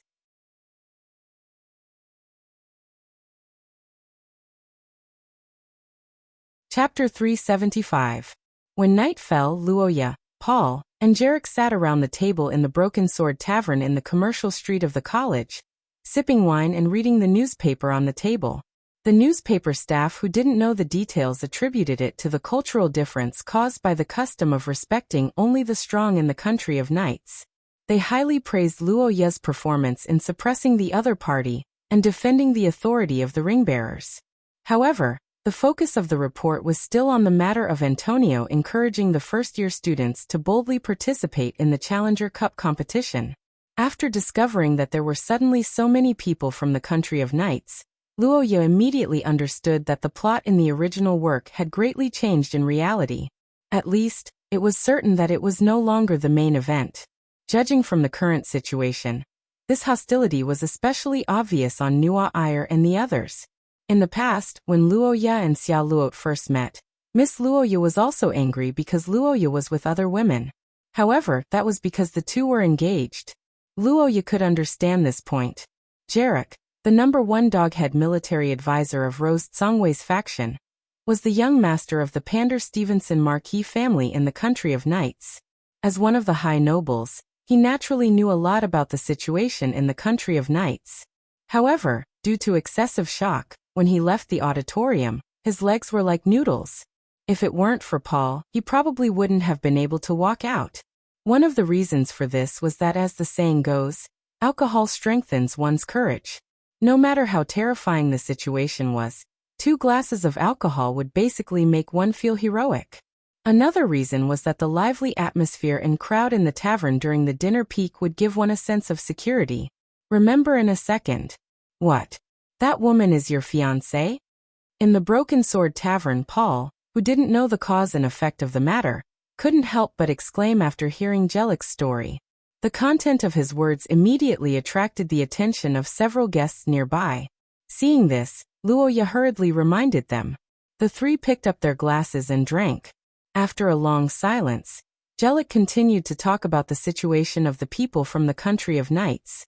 In terms of appearance, even though Brittany wasn't as beautiful as Nuo Ayer and the others, she was still considered a standard beauty. Besides, due to her years of training, she had a great figure and powerful strength. She also had the bloodline of the ancient Valkyrie. But just like Xia's old rule, there were pros and cons. The bloodline of the Valkyrie didn't only have advantages, but it also had huge flaws. Brani's family had been dominated by females for generations. Their bloodline abilities were far stronger than that of males, but the family head was always a male. The biggest reason for this was that females with the Valkyrie bloodline were emotionally unstable. Brani's condition was considered mild in the family, but even so, Gerlach still couldn't take it. As a girl's gift, it does seem a little bloody. But the country of knights has such a custom, so it shouldn't be a big deal, right? No, that's not the main point. The main point is, when she returned, she was covered in blood and told me that if I had a change of heart, I would end up like these magical creatures. After hearing the gray-haired young man's words, Paul's hand froze in midair. His eyes revealed fear. Luoya took a sip of wine and sighed helplessly. That's right. Back then, the young Brani asked her mother for advice on how to make Jellic like her. If she were in an ordinary family, this wouldn't be a problem. After all, the older, the wiser. But the problem was that this happened in the Lund family. Brani's mother was also a Valkyrie and was much sicker than Brani. With their current relationship, it was obvious that they couldn't resolve this misunderstanding on their own. If no one interfered, perhaps Brani's engagement would be broken off, and she would turn completely evil. When that happened, Jellic's life would be in danger. Luoya, who wanted information about the others, started asking questions. Jellic listened and told them one by one. However, compared to the Lund family, who knew everything about Brani, Jellic's information was lacking. There's actually such a thing? How mysterious. But it was better not to know about the secrets of the royal family.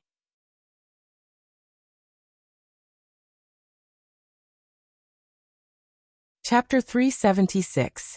Are Williams and Teresa a couple? Putting aside the fact that there were so many outsiders this time, the last time Luoya met them in Aberville in the north, it was a real accident. At that time, Williams and Teresa still didn't take off their armor, and the two didn't have any intimate actions. Even when they left, it was Williams who put his hand on Teresa's shoulder. Such a thought flashed through the young man's mind, but he didn't say it out loud. He picked up the wooden cup and took a sip of the sweet and malty beer. After ordering a portion of nuts and a portion of jerky to go with the beer, the 3 of them continued their discussion. Luoya thought for a while and remembered the girl with black hair and red eyes in the country of knights. Gerlach showed a distressed expression when he heard the words. He thought for a while and said, "As for Juliana herself, she usually doesn't appear at banquets. She only appears at night. I heard that it's because she's afraid of sunburn. I don't know her extraordinary strength, but generally speaking, she's easy to get along with. Listening to Gurok's introduction, Luoya's face showed an expected expression. He who was familiar with history actually had some ideas when they met. After hearing Gurok's introduction, he was even more certain. Legend has it that the blood race was born from the blood of Shia. There were also rumors that the blood race was born from the blood of Shia. But no matter which version, it was inseparable from Shia. In this world, having a relationship with Shia basically represented a noble birth. In fact, some human scholars believed that humans were blood race who had lost their abilities after degeneration. Thinking of this, Luoya shook his head and began to recall the brown-haired girl who left the deepest impression on him. He remembered that her name was Selena. That girl was undoubtedly very conspicuous, but it wasn't because of anything good. It was because of the beast-like killing intent. Selena is the daughter of Count Batet. In fact, our relationship is not bad. We have met when we were young, but Selena wasn't like this at that time. Luoya raised his eyebrows and asked. Gurok thought for a while and said, the Batet family has always been famous for their berserkers. The outside world speculates that the price of their bloodline may be the desire to kill. It's fine during wartime, but it will become troublesome during peacetime. Selena seems to be very talented in that family, so the result is that her ability is even more difficult to control. After listening to Gurok's words, the black-haired young man fell into silence for a while. He didn't expect that the troublesome girl would have such a story. Paul on the side also showed a surprised expression. But when the two were about to let Gurok continue to dig deeper into the country of knights, the young man helplessly said that there was not much information left. Gurok scratched his head and said so. Luoya also expressed his understanding. After all, in this era where information wasn't developed, the nobles in the easternmost and westernmost parts of the same country might not know each other. It was already good enough that Gurok knew so much. Luoya didn't forget his original goal. Although it was important to communicate with Williams and the others, Ancestor Estrella was his top priority. What was the relationship between the two that led to the goddess of fate's advice being related to the country of knights? Dean Antonio. This was the person that Luoya had decided to greet. In fact, when they first returned to the academy, Luoya wanted to visit Dean Antonio with Luoya to contribute to Ancestor Estrella's matter. But after careful consideration, in order to hide their blood relationship, Luoya didn't bring Lillian along. Strolling through the campus at night, the black-haired young man entered the office building where the higher-ups of the academy were located. After showing the ring on his finger to the staff, the special treatment of the ring-bearer in St. Freya Academy played its role. Luoya's request for a meeting was immediately sent upstairs, and he received a quick reply. After the meeting was approved, the staff's attitude became more attentive. Luoya responded with a smile. Both of them went all the way to the door of the dean's office. After knocking on the door and receiving permission, Luoya entered this place that could be called the core of St. Freya Academy for the first time. In the classically decorated office, the white-haired old man sitting behind the long table said so with a smile when he saw Luoya. He had already expected his arrival. Under such circumstances, it was reasonable and also the most efficient way to seek help from Dean Antonio. Helping Luoya and getting closer to Luoya was also something that Antonio had to do for a long time. Was it Williams's problem or the country of knights? Dean Antonio, I want to ask you something. The gloves that Ancestor Estrella gave you, do you still have them? ? As soon as Luoya's voice trailed off, Antonio was stunned.